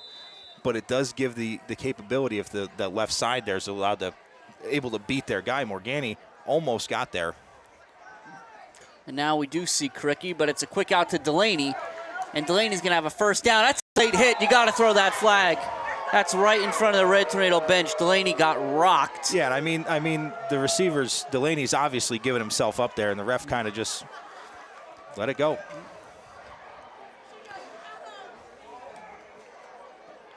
Delaney making his way back. He's going to head over to the other side with Adams. Cricky to Marshalek's left. They're going to play action again. Here comes the blitz from Joyce. Marshalek does a great job. And what a ball. Incomplete. Man. That's great coverage by Landon Smith. But that is a great effort by the young quarterback to step up in the pocket and deliver a really nice ball. That was, with the Spartans bringing a lot of pressure, Jim, you're right. And now Delaney comes to the sideline for the Red Tornadoes. It looks like Lukoski heads back in there, take his place.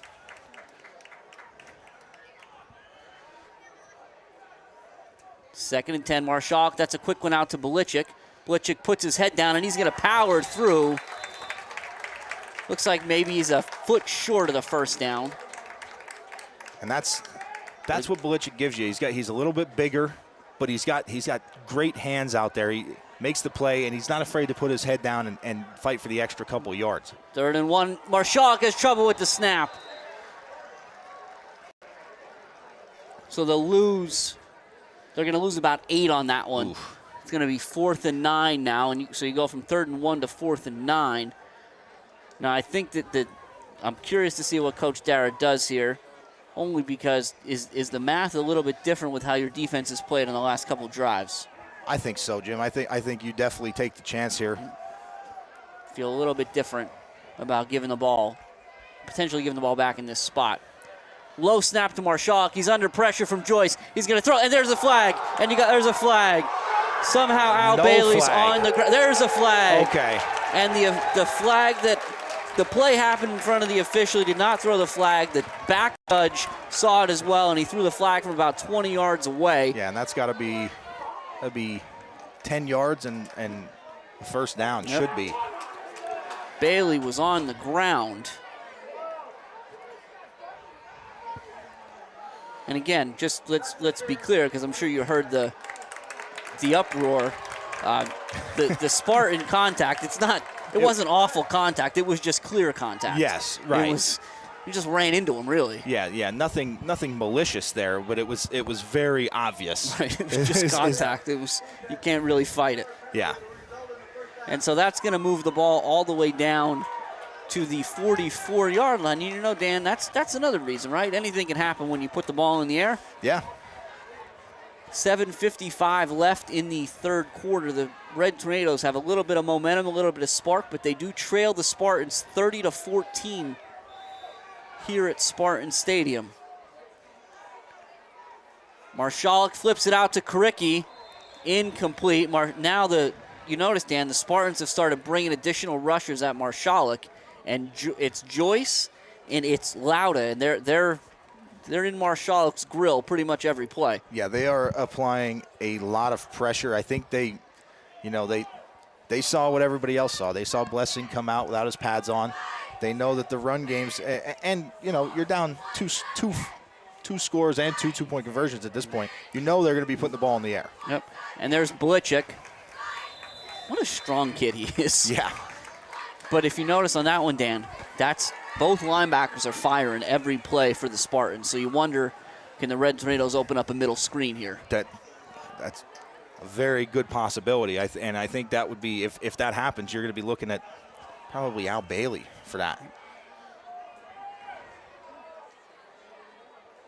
This time, they don't both come, but it's an incomplete pass for Delaney. And it's going to bring up 4th down now. Little easier decision, I think, here on this side of the field, but still nonetheless, Coach Dara is going to look into the playbook and see what he likes best. Yeah, they didn't both come, but that time, but there was still pressure. There was still a good bit of pressure on Marshalek, and he's handling it very well. I mean, he's still delivering good passes. He has to get the ball out of his hands a little bit faster. Now, 5 yards isn't always exactly 5 yards, but did you at least try the hard count here? See if you can make it 4th and an inch? Yeah, why not?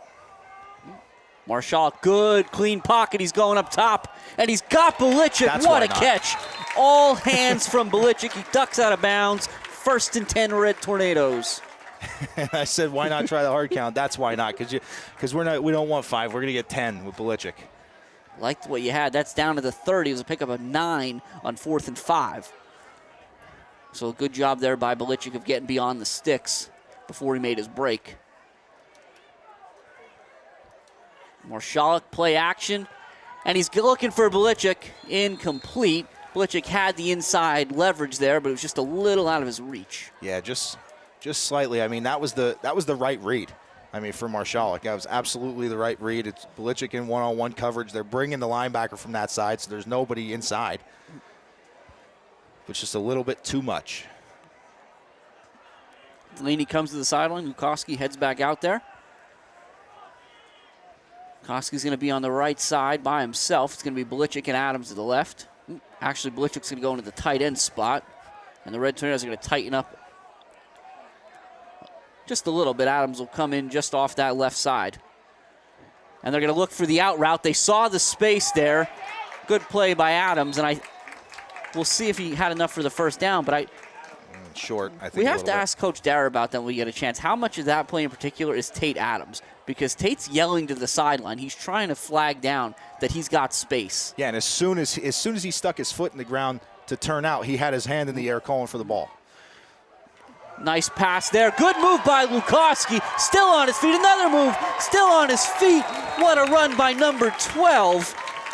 My goodness. Phenomenal job there by Lukoski, making multiple Spartan defenders miss.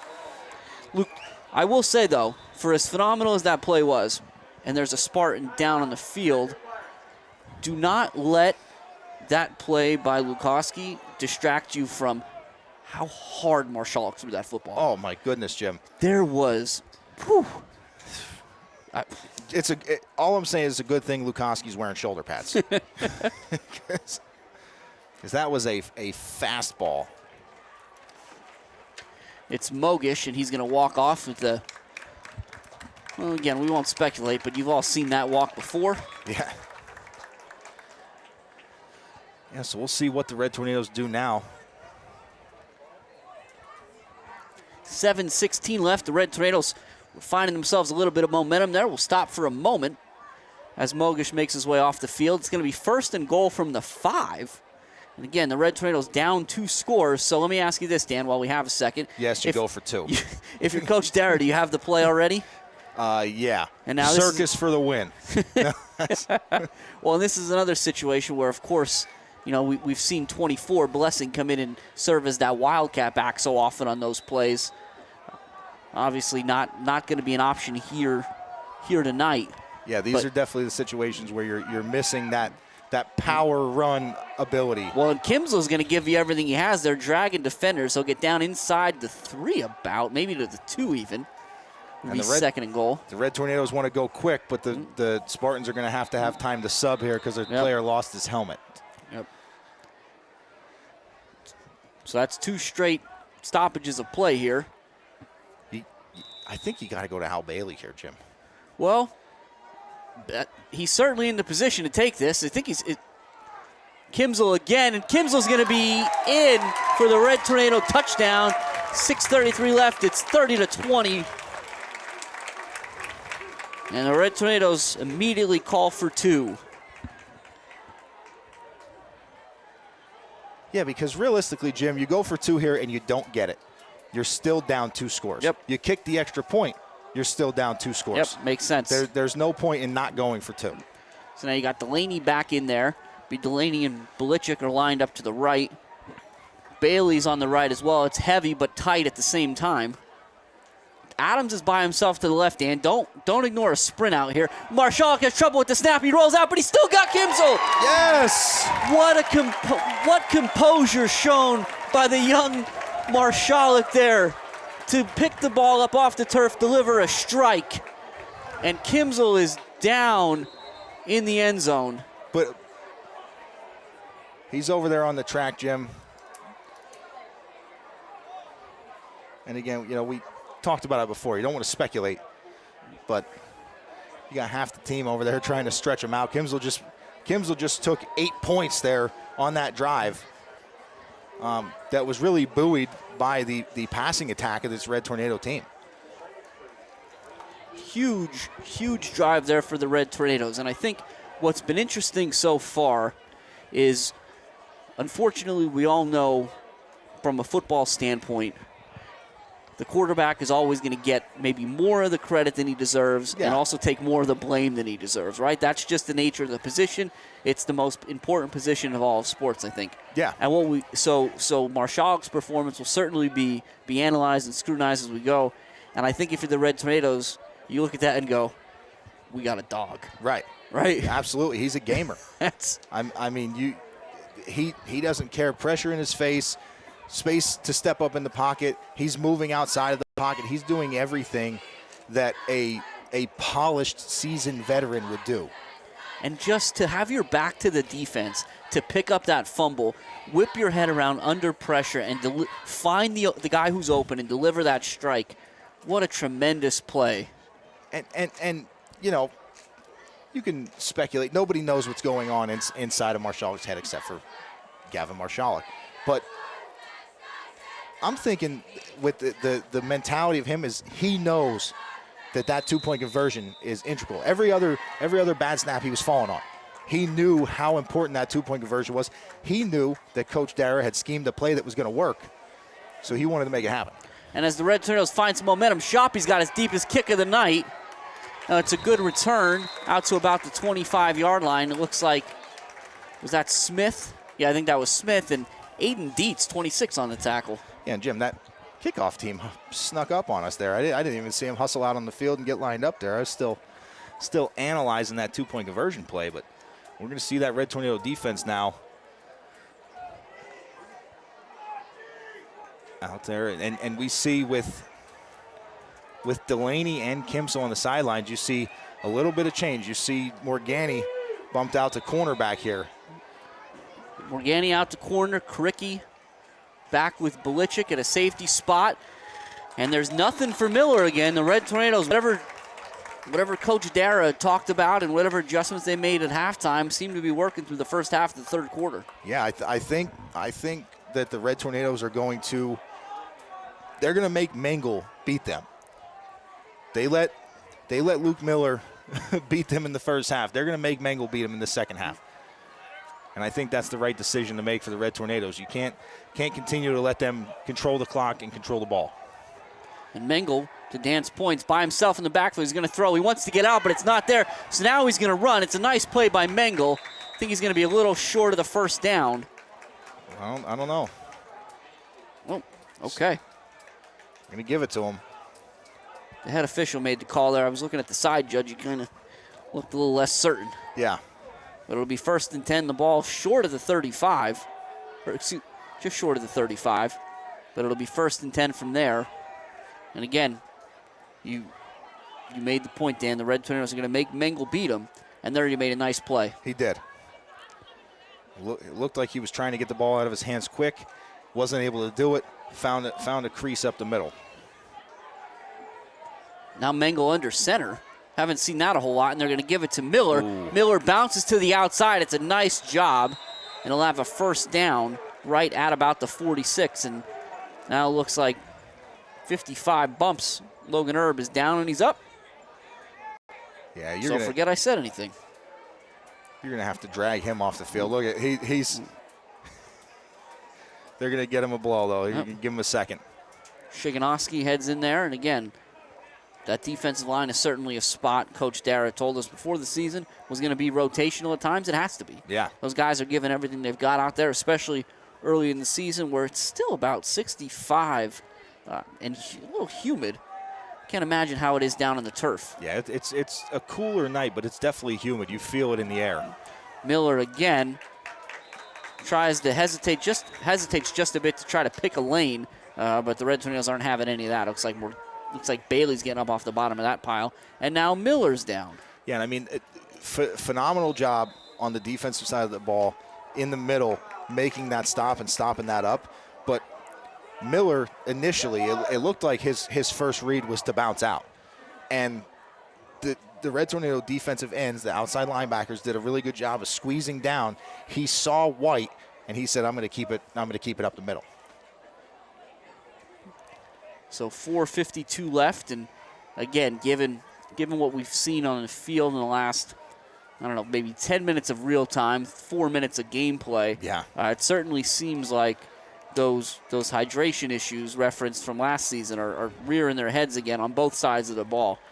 Yeah, Jim. That 4:52 left is still in the third quarter. Right. It's, it's 3 minutes till 9 o'clock. This is usually when games are wrapping up later on in the season. Right. So that time it's Miller. As we've seen before for the Red Tornadoes, we mentioned Kimzel, after the two-point conversion, was on the sideline. He's back out there in his safety spot. Joyce is in the backfield to spell Miller there.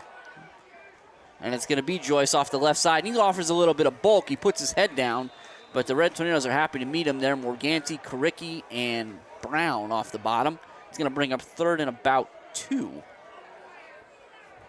And now this is where the Red Tornadoes, really want to start tightening up, because you don't want to let the Spartans get into Mengel territory to make it another 2-score lead. Sorry, Menser territory. Erb back in, Shiganowski to the side. Now we talked about guys that have been on and off the field. Haven't seen Mogish return yet for the Spartans. That's Jones and Phillips, bounce to the left. They hand it to Joyce. And he's going to be close, but he may have been stopped. It's all going to depend on where the refs say his forward progress had him. And it looks like if I'm standing down the line here, I want to say it's a first down, but I also thought he put up his fist. Yeah, I'm not sure. And there's the first down call. Okay. I thought the official on the side put his fist up to indicate fourth down. And Jim, we've talked about this over the last few years, and I don't know. It seems like to be a buzzword thing everywhere right now. It's pace of play, and it seems like there's a lot less, official timeouts for measurements. Oh yeah. It's mostly judgment calls now. Mengel's going to stay under center. He's going to stay with Joyce. And the Red Tornadoes ripping at the football. I think Erb was laying on the ground and still had his arm around that football. Yeah, they're holding Joyce up there. I mean, he's running straight into the line of scrimmage. So the Red Tornado defense is doing a great job that front, and they're holding him up, and they are ripping at that ball. They're trying to get that ball back. Joyce only picks up a yard there. And now Mogish is back in there. So you wonder, with Mogish in as the motion guy, will they go back to maybe splitting out a little bit and trying to kick out some ends? But still no Miller. Jim, without Miller to kind of have that inside-out run game, I'd be going back to Mengel on the read options. We'll see what Mogish does here. He's going to stay. That's exactly what it is. And it's a great call, Dan. Good way to see that coming, and a great read by Mengel as he puts his foot in the ground, gets upfield, and picks up a first down. Yeah, that's it. I mean, it's such a tough play to defend because it's a two-way go there, and especially you add in the pass option there to make it an RPO. I mean, the corner can't crash, the defensive end can't crash. Everybody has to be so disciplined to defend that play, and you have to not commit an extra person to stop the inside run. So it's a tough play to defend, albeit. Plus, I mean, you have the tough offensive line in front of you.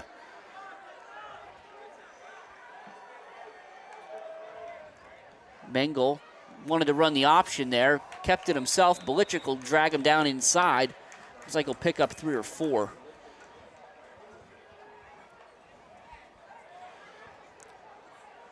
Ball sits about the 28-yard line. And again, this is one of those situations where you're getting into Menser territory. So even if the Red Tornadoes can get a stop here, not going to be a fourth down decision for Coach Hall. It's going to be, let's kick it. So now Mogish and Joyce are in the backfield. And it's a pitch to Mogish, who almost lost it, but Kimzel does a good job of taking him down by himself. open field tackle. And again, I think if you're the Spartans, you'll take the short gain for keeping the football. Yeah, I mean, Kimsel read that perfectly. And again, these defensive backs, they do a great job. He made Mogish make a decision. Then Mogish decided that he was going to try to get to the sideline. Kimsel pressed him. He fought off the stiff arm, and he made a great form tackle in space. It's hard to tackle anybody in space, especially these quick guys. And I think, is that the first time tonight we've seen the Spartans run like almost a true triple option? Because I think he had the option to give that to Joyce. He did. And it looked like he was almost there. He almost made that decision. Now it's Joyce off the left side, and he's going to be stopped short. On 3rd and 5, he maybe got a yard, so now it's 4th down, and here comes Menser. Ben Miller, Jim. Ben Miller with a great play there. That's a tremendous linebacker play. You see the gap, you get a read, you fill, and you put a hit on the guy that has the football. Now this is going to be 4th and short here. It looks like it is a decision here because I haven't seen Menser trot onto the field. And Coach Hall is more than comfortable waiting to the 4th quarter to make this decision because that's the end of the 3rd one here. And after 3 quarters, the Red Tornadoes trail the Spartans 30-22 here in tonight's WKMC TV broadcast that's sponsored by the Mount Carmel Borough Councilman, John Wiscavige. Yeah, we'll see what the call is here. You see, there's Menser in the huddle. Now, the last 2 times Menser has kicked, there's been a bad snap on an extra point and a high snap on the field goal to end the half. So everything is in play here. There's a lot of different things that have to happen for Menser to be able to get his foot on the ball. Well, and, there was a short amount of time, so probably not anything that Coach Hall would have rushed anyway, but you do wonder. I mentioned it before. I didn't see Menser kick into the red. I'll call it the red end zone, right? Because I'm struggling with my direct opposite the scoreboard into that end zone at all during practice. But he did kick a lot into the end zone the Spartans face now. I didn't think about that, Jim. But that's not a bad thought. And he is going to kick. So the ball's sitting at about the 32, 33. It's going to be a 43-yard field goal to make it a 2-score game to start the 4th quarter. Menser 1 for 2 on the night. And the Red Tornadoes jump. A hard count on the snap, and the Red Tornadoes jump. That's that's a great call by the Spartans. Great call by Coach Hall sending that out there, get everybody lined up, ready to go, knowing how important that kick is and going with the hard count. So now it'll be a 1st and 10 for the Spartans. It's a 21-yard line.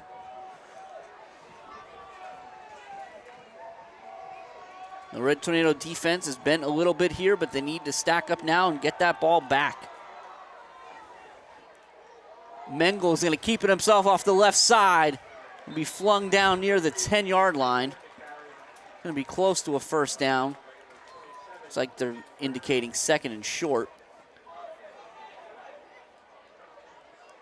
I'm still trying to see who that was. That was Keegan Brown on the tackle. Did a really nice job, but got up a little bit slow, so they're going to give him a break here. And they send in the freshman, number 15, Jason Clokus, who Coach Dara pointed out is one of the guys to keep an eye on.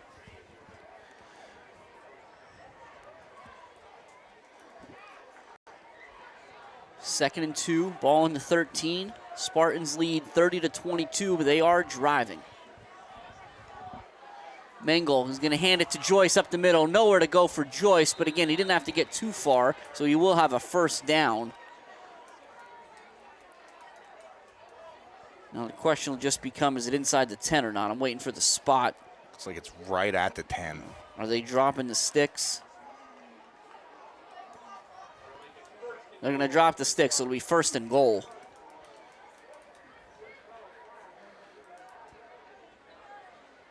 And Dan, you see where that ball's sitting? This is about as far of a 1st and goal as you can have without any penalties associated. No, you're absolutely right. Miller in the backfield again for the Spartans, so it's good to see him back out there. And Mengel's going to roll his way, and he throws it to him. And Miller's a foot race, and he's going to be knocked out of bounds short of the goal line. But again, a tremendous effort. Looks like Morganti and Belichick forced him out before he got to the pylon. Yeah, Morganti was in chase there, or Belichick was in chase there, and Morganti was kind of setting the edge and did a great job. And you give up 9 yards there, but you don't give up the score. You got to make them earn it. The ball rests, looks like it's just outside the 1. Second down, the Red Tornadoes going to sub out. Clokus, no, yep. Well, Clokus, no, he went back in. It's going to be Morgani and Lukoski. They're going to send in Kynes and Shiganowski for a little beef up the middle.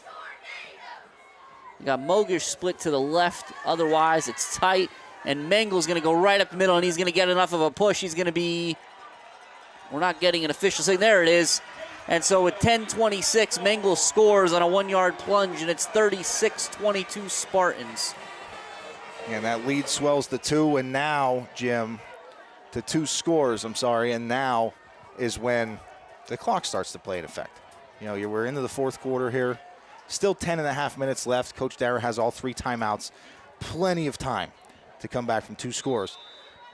But in between those 2 scores, you're probably going to have to give that ball back.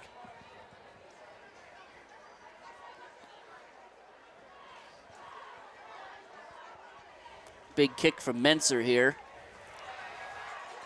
Drills it, and so that ensures the Red Tornadoes are going to need at least 1 2-point conversion. But Dan, I couldn't help but think when you mentioned the Red Tornadoes will probably have to give the ball back in between. Do you remember that game a couple years back at Loyalsock where I think the Red Tornadoes had the ball for like the entire 3rd quarter? I think it was stellar, right? Julian was kicking multiple onside kicks, recovering themselves. Yep, kicking them right to himself, right? 10 yards, little dribblers down the middle, and he was going and playing defense and picking it up himself. So now again, 37-22 here. Spartans lead the Red Tornadoes, 10:26 remaining in this one. It is week 1 of the 2024 season between 2 teams that, of course, always have district titles in mind. Yeah.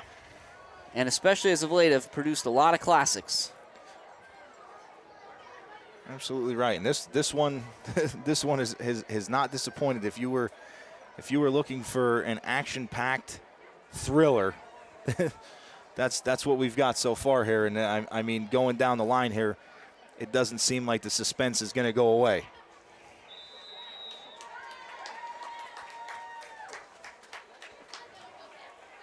Menser to kick off. Again, Cricky and Morgani just looking for an opportunity here. And they're not going to get it this time either. They have not returned 1 kickoff. Nope. And the Spartans have scored, 5 times plus the initial kickoff? Yes. It's a good number. Yeah, 6 kickoffs, 6 touchbacks. All right, so the Red Tornadoes, as per usual, are going to start 1st and 10 from their own 20. They found some success through the air in the latter half of the latter half of the 2nd quarter, and so far the 2nd half, they need to continue to capitalize. It's a low snap to Marshall. He does a good job of scooping it up, and the handoff is to, is that Kimsel? Karicki, excuse me. They'll pick up a few. Maybe a yard, 2nd and 9.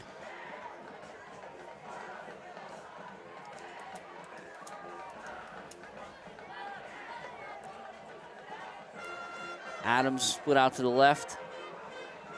Marshall to throw, and he's looking in Adams' direction. He's behind the defense, and he's got Tate Adams. Great catch by Adams all the way down to the 35-yard line. It's a perfect ball by Marshall. Adams keeps his eye on it, pulls it in, and you see he quickly pops up and gets the ball to the official. These Red Tornadoes want to go. Yes, they do, and that's exactly what they're going to do here. They're going to get up on the line. They're going to see what they got. They're going to take a look at Coach, and they're going to go. I mean, the chains aren't even ready yet. And it's a quick out to Delaney. He's going to get a good block there. He makes a nice. Oh, wow. He made a nice move, but my goodness, Miller did just enough to fight off the block. But I do think there's a flag on that side. And there's a player down as well. It's Spartan down. I can't see the flag, but I see an official that seems to indicate holding. He keeps kind of grabbing his wrist. And there's the official call. I still don't see the flag. Yeah. It's probably right around where the down Spartan is, would be my guess, or putting it back in his pocket. There you go.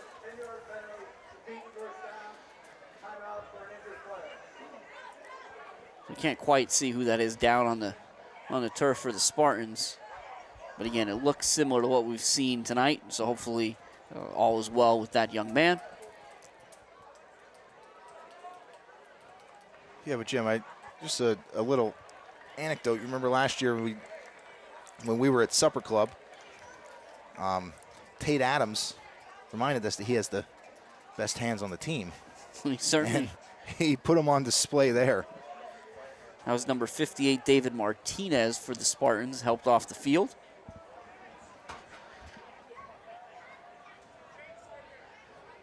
And after the penalty is walked off, it's going to be, oh my goodness. So here's a question for you, Dan. Maybe I'm just not watching this correctly. Maybe my eyes are wrong. But I thought there was a rule change that a hold even behind the line of scrimmage was only 10 yards from the line of scrimmage. So this should only be a 1st and 20, right? Looks Should like be. more than that. I mean, the scoreboard only says 20, Yeah. so I can't really tell. All right, 46 to 26. All right, I think we're okay. And Marshall to throw. Again, he's got a good pocket, and he's got Kricky on a wheel route. Kricky can move. He can scoot. He's inside. He stays on his feet. And he's going to pick up that first down and more inside the 15 to about the 14. And again, the Red Tornadoes back up on the ball. And Jim, that's how you combat the linebacker blitz. You send that extra guy out on a wheel route. Linebacker's supposed to cover him. Can't cover him if he's inside. Great play call. And now the Red Tornadoes will pick up 5 more there as the Spartans, perhaps anxious to get after Marshall, are going to jump. It'll be 2nd and 5 at the 9. Or excuse me, 1st and 5 at the 9. Delaney will come to the sideline. Lukoski spells him. Ooh, Lukoski's going to come to the sideline. Looks like Karicki's going to go out, so the Red Tornadoes Kimsel also in there to spell Karicki. The Red Tornadoes are going to go a little heavy here now that they're inside the 10-yard line with a 1st and 5. So they do have the ability to pick up a first down. And it's Kimsel. There's not a whole lot there. That's a nice play by, I believe that's number 54, Braden Lauda, who said his name a few times tonight, having a nice game on the defensive side. Yeah. Yeah, if I'm the Red Tornadoes, I'm taking a look at this at Tate Adams down here in the corner. He's all by himself here with one defender to beat. With the way Marshall's been putting the ball on a dime. And that's what he's going for, and it's Adams, and he goes up and makes the catch. What a catch by Tate Adams. What a ball by Marshalik. And again, in these plays, you've seen why the hype exists for this team.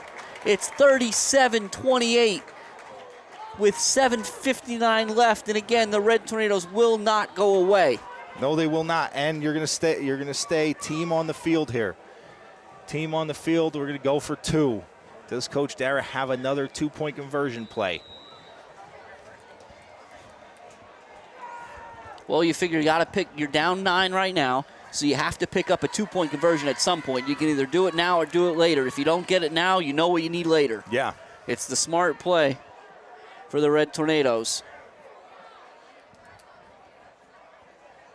Well, the play clock just now, so the Red Tornadoes had a little bit of confusion there, but the play clock just now started, so they have a lot of time to get this together. Still another 15 seconds. Well, I'm thinking that play clock should probably be reset because they just moved the ball as well. Yep, and there you go. You see the official. Regardless of what the play clock says there, the head judge in the back with the white hat is trying to get that play clock bumped, and there it is. Marshall, he brings it to Delaney. Delaney's got to fight in, and he's in. And he's in. And that is a huge play for the Red Tornadoes there. 37-30. What a gritty effort here by this Red Tornado squad. And now, Jim, the pressure shifts back to that Red Tornado defense. Can they answer the call? Jim, I'm also a little disappointed that you didn't give me a little bit more credit on calling out the touchdown play. Well, here's the thing, if we're being honest. I think everybody in the stadium knew it was coming. I was looking down at my play sheet here. Adams had a pretty significant height advantage over the one guy out there. Yeah. But it was a great ball. And what's so cool about those balls when they throw them like that is, like, Adams goes up and he just has that with his hands. Yeah. That's two hands, rips it away, and survives the ground. And the biggest thing for me is Marshall. Again, he's been fitting the ball in the tight windows all day. He put that where only Adams can get it. He put that ball up above the defender. Nobody was getting their hands on that except for Tate Adams. Another thing I think we have to point out, again, when you talk about leverage plays and where there's a lot of stress and everything, those 2-point conversions, the one to Kimsel and then the one just now to Delaney, in those huge, stressful situations, Coach Dara says, give Marshall the ball. Let Marshall make a play. Let him get the ball out to his guys. And I think that speaks volumes about what they see as his ceiling. I couldn't agree more, Jim. Good kick from Shoppy. It's going to be Smith at about the 12. It's going to come off that left side, and he's hit immediately. First upended by Morganti. They're going to finish him off. I think that might have been Clokus that finished him off, but Morganti got a hand on him and upended him. That was a great job. And Morganti showing out on the special teams just as he did last year, and that's one of the deciding factors that, Coach was looking at this year when deciding, hey, who's going to slide into one of these linebacker spots? That's why Morganti got the call. Now that Red Tornado offense has come alive. It's got the momentum. Now the defense needs to respond in kind and give Marshall and company a chance to get back on the field with a 1-score deficit. Mengel keeps it himself off the left side, and it's a nice play. Very close. He should have a first, maybe a little short of the first down. It's a really good run, though, by Mengel. He had a very, very small crease to get through, and he kind of sidestepped through there, got to the second level, and did a little bit of work to make that a nice gain. The Red Tornado defense seems to be feeding off the energy of that offensive possession. They look hungry out there. Somebody's got to get the football. 2nd and 2 from the 35. The Red Tornadoes trail by a touchdown and an extra point. 37-30, 7-10 and counting left in this one. Mengel turns around, hands it to Miller. Miller's got the first down out to about the 39. Keep the drive alive. It'll be Herb will spell Shiganowski, and there is a Spartan down. That's number 76, Caden Cox. Yeah, and Caden Cox, one of the anchors on that offensive line. 6'5", 305 pounds. That's a big boy. Look at him walk off. He's so tall. Yeah. But again, that was kind of the storyline. One of the many storylines coming into tonight was certainly the size of that North Schuylkill offensive line, the strength. How would the Red Tornadoes respond? I think what's been interesting is, for as much as the Spartans have had success going right up the middle and relying on the poise of that offensive line, they've also been forced by that Red Tornado defensive line to kind of try to bounce outside and use some of their speed. Yeah. Yes, they have. So it's been nice to see both teams kind of adapt to one another throughout the first 40 minutes or so of football. Red bumping their defense to the field side with the 3-receiver set, but it's going to be a handoff to Miller, and Miller's going to try to go to the field side, to the sideline side where there's fewer defenders, and he'll get about 6. That's a nice run there by Miller. Doing a good job. Not sure if that's like a design counter play, but he saw a crease. Might be like a zone read there. And once he knew he had the ball, he made a decision, and he made the right one. The Spartans, again, certainly and they've taken their time most of the day looking at the sideline to get that play, but they'll make no efforts here to hurry themselves up at all. No. As we approach the halfway mark of the fourth quarter. Especially knowing the quick play ability of the Red Tornadoes as well.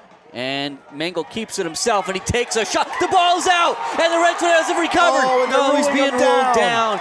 He's being ruled down. Belichick came up here and got his shoulder pad right on that football, and that ball was coming out.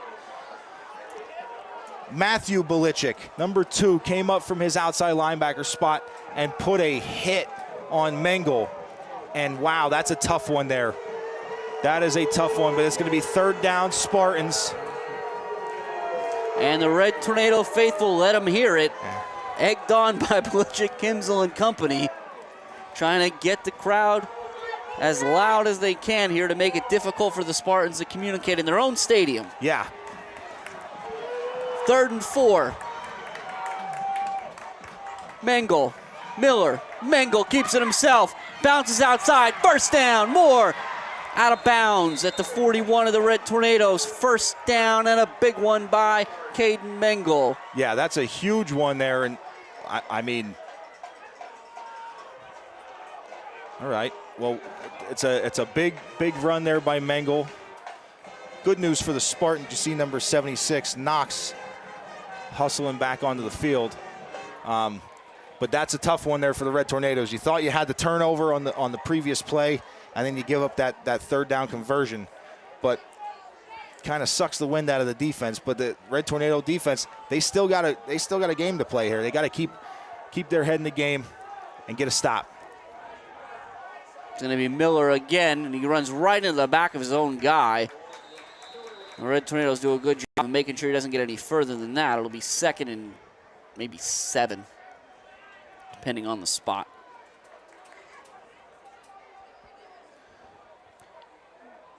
.445 here again. Clock not necessarily a factor just yet, but we're getting close. Yeah.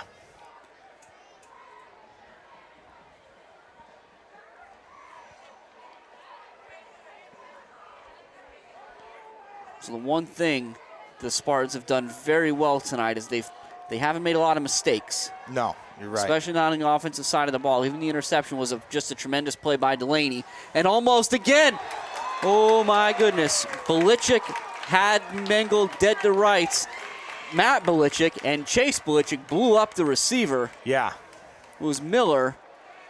And it's going to be 3rd down, and perhaps just as important, Dan, the clock stops. Yes, yeah, that's the most important part of that entire play.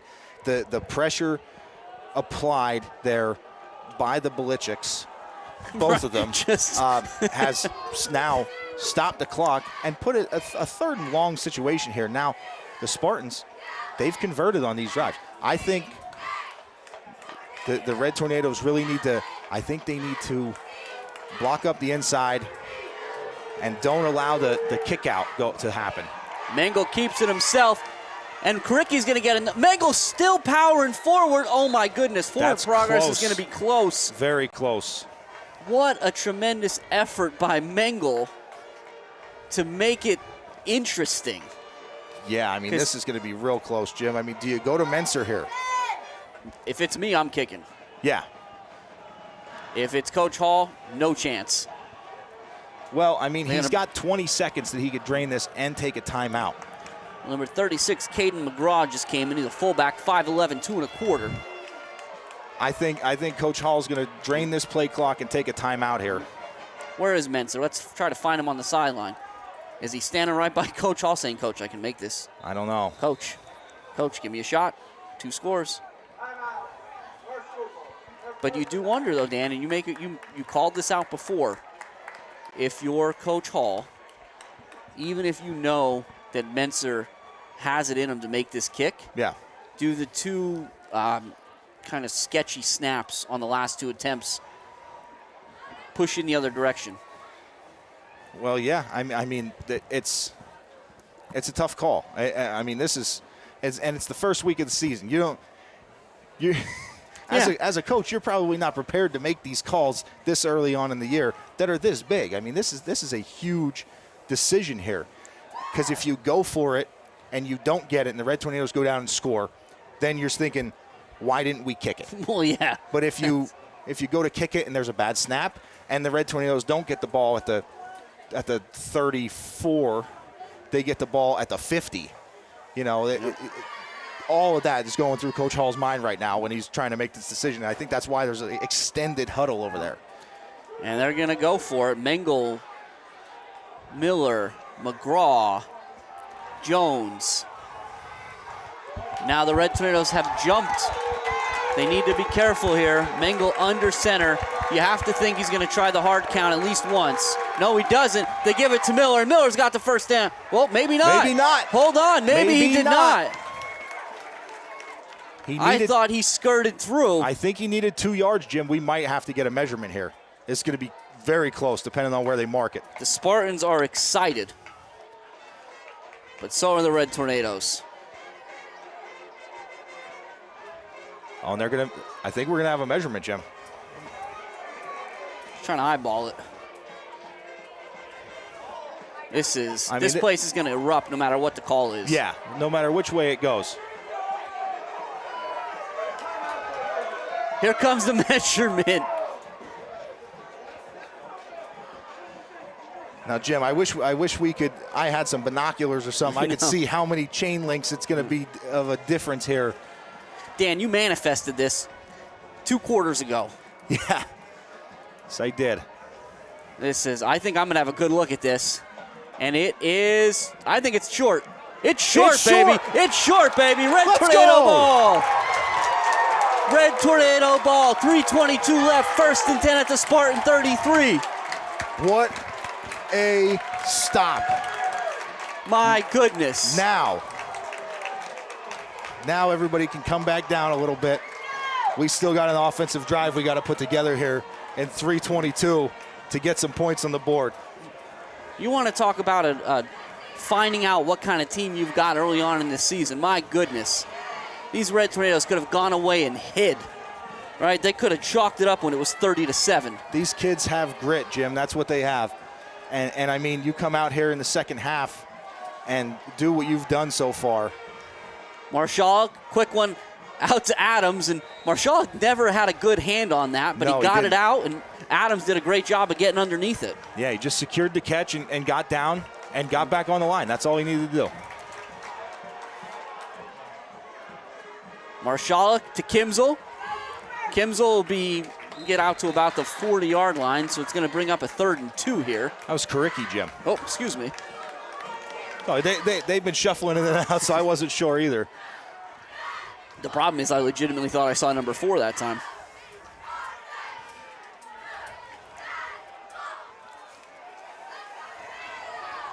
That's so now, big 3rd down play. It's 3rd and 4 about with the ball on the 40-yard line. The Red Tornadoes need about the 43.5. And the Red Tornadoes, Marshall's looking for Adams, and he's underthrown him. Oh my goodness. Number 22, Julian Nelson, cut across the defensive formation and just couldn't secure the interception. And Jim, that was close. It looked like Adams was contacted right around the time that Nelson undercut that pass. It was real close. So here we go, 4th and 4. Coach Dara absolutely leaving his offense on the field. 2:24 remaining. Spartans walking guys up. They step back, and he's looking for Karicki, and it's incomplete. Incomplete. A nice play. And again, that was Cooper Carl. And I think, Dan, the Spartans sniffed that out. Cooper Carl walked up to the line just before he snapped, and he made a beeline for Karicki on that wheel route. Yep, he knew it immediately what the play was. So now the shifts back to the Red Tornado defense. There's still time left. You have 2:19 and you have all 3 of your timeouts. There is still time to get a stop and get this ball back for your offense.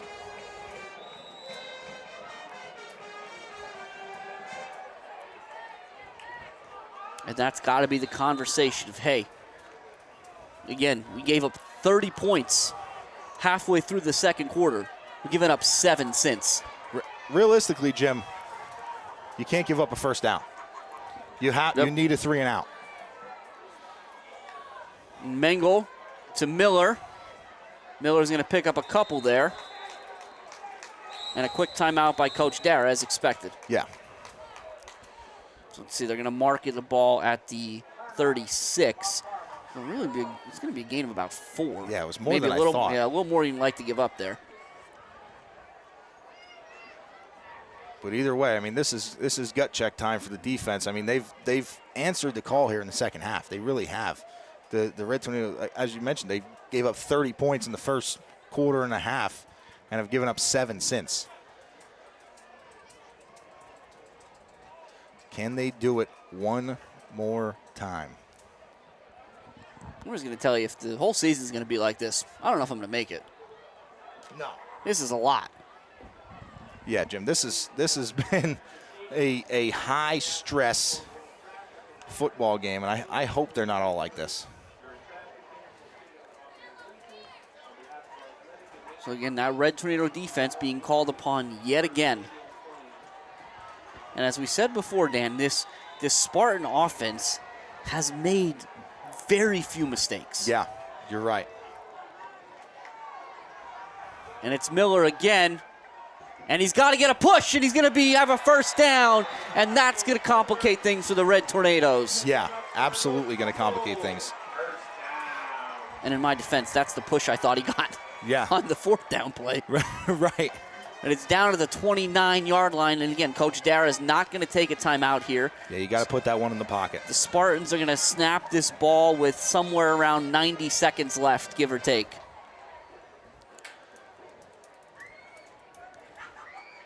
Yeah, so now, I mean, as a defensive coordinator, you're telling your team you have to rip at that football, telling the nose guard to try and knock it out. They're still going with these shotgun snaps.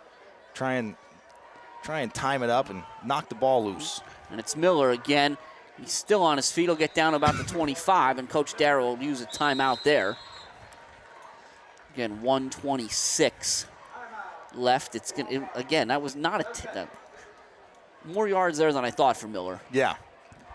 Yeah, and honestly, I think that is indicative of the Red Tornadoes swiping at the football. You're not really going to tackle. You're not trying to tackle the man anymore. You're trying to tackle that ball. So he's able to kind of 4 points of contact, he's able to fight through those arm tackles. Don't fight it, roll with it, right? Is there a Booby Miles-like figure over there talking to Comer? Or I guess that's Donnie. Yeah, talking to Don Billingsley. And the clock is about to run out here, G. At least the timeout, I think. Well, yeah. I think they've been running those for timeouts. Oh, okay. I didn't. This is the first time I took notice to it. There we go. Good call. So minute 26, 2nd and 7. Again, the Red Tornadoes are up against it at this point. You have to make this a 3rd and medium. It's Miller, and that's what it'll be, 3rd and medium. Immediately stopped. The clock, that is. See where they marked the ball. Did he get the 20? He got the 23. Wow. It's going to be 3rd and 4. 3 and a half. Trying to see. Again, we're playing the angles here. Yeah.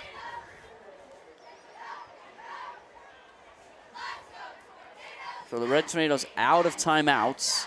Again, a stop here to force a 4th down at least forces a decision on how Coach Hall wants to play it. But a 1st down effectively ends this one. The Spartans will kneel it once or twice, and that'll be that. Yeah. Yeah, I think because they're running 40 seconds for the play clock. So a stop here, you're going to have to trot out the kick team. You're going to have to. Well, I mean, unless you want to go let the time run down and call a timeout. Yeah, I think that's the move. Yeah, let the time run down to 0, call a timeout, and then make your decision from there. And again, all that's predicated on the Red Tornadoes getting a stop here, which the Spartans could just negate all that decision making if they pick up 4.5. Yeah, right here. You got to think it's going to be Miller, even though he's to the side, and it's Joyce in the gun with Mengel, and they're going to give it to Miller on a sweep, and he's going to get the 1st down, and he gets down wisely. And again, barring some sort of crazy event over the next 75 seconds, the Spartans are going to survive. Yeah. And get out of here with a victory on opening night.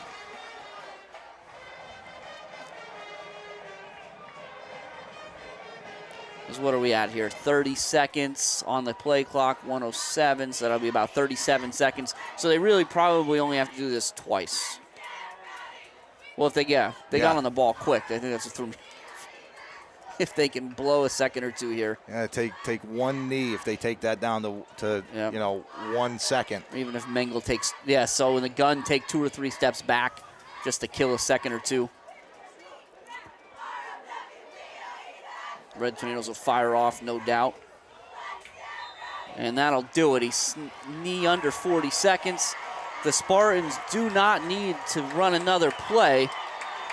And so despite a valiant effort that showed character and grit throughout, the Red Tornadoes are going to fall for the 9th time in the 8th time in 9 meetings versus the Spartans. Yeah. And now, Jim, let's just take a look at this. Outside of last year and the COVID year, all of these years outside and not counting the 2 years ago when the Red Tornadoes did get the victory here, that hasn't deterred the Red Tornadoes from going on a run and making a deep district playoff run. So there's nothing to, I mean, the one takeaway that I would take from this game is that you have a team that doesn't quit. They're gritty, they're tough, and you've got a gamer at quarterback. Marshall definitely showed himself tonight, and I think so. So Dan, I appreciate the positives there. Dan brought a lot of positives. I'm going to bring a negative here because it's a big one, and it's number 24. Yeah. Certainly, again, we don't speculate on injuries. We don't know the extent. It would be phenomenal to see him back next week, a couple weeks, whatever it might be. Yeah. But for right now, I think that's for the points that you made, yeah, and what the Red Tornadoes have been able to do historically, even after an opening night loss to the Spartans. Yeah. The success of that season hangs on 24 a little bit more than tonight. Yeah, I agree. So we'll have to kind of wait and see what happens there. So what is next, right? Where do we go next? For the Red Tornado, let's start with the Spartans. So the Spartans will head to Tamaqua next week. Okay. Certainly, I think Coach Hall will identify there's some work they need to do on the defensive side. The offense maybe wasn't as explosive in the second half as it was in the first, but hey, you got a hard-fought win. You're 1-0. That's all stuff to talk about in film tomorrow or Monday. And you have a stud in Luke Miller. I mean, that kid, 4 rushing touchdowns today. He proved that he is going to be the guy. And just about every important conversion as well. They went back to Miller late in the game. Yeah. For the Red Tornadoes, well, here's some silver lining for you guys. So for the Red Tornadoes, we talked about it at the outset. This is the Red Tornadoes' second opportunity to win number 900. Right. Weren't able to do it. However, now you'll have an opportunity next week back home at the Silver Bowl with the new scoreboard, right? Which I think next week is going to be a very exciting, almost festival-like atmosphere, right? It's going to be super explosive. It's going to be a great time. So absolutely, if the Red Tornadoes are able to handle business at home versus Central Columbia, then everything's back on track. Yeah, right? 100%. And I think, Dan, I saw you got some stats from our good friend Jose. Yes, I do. And that's we'll start again with the North Schuylkill Spartans. 6 of 12 passing for 52 yards for Mengel, but that he didn't really need to do much in the passing game because of the 54 rushing attempts for 290 yards, 22 first downs, and that 37 points on the scoreboard there for the Spartans. Now on the Red Tornado side, again, you talked about it. You didn't have Blessing the whole second half, and this is going to be an issue going forward if you can't bring Blessing back right away. 20 rushing attempts for 0 yards.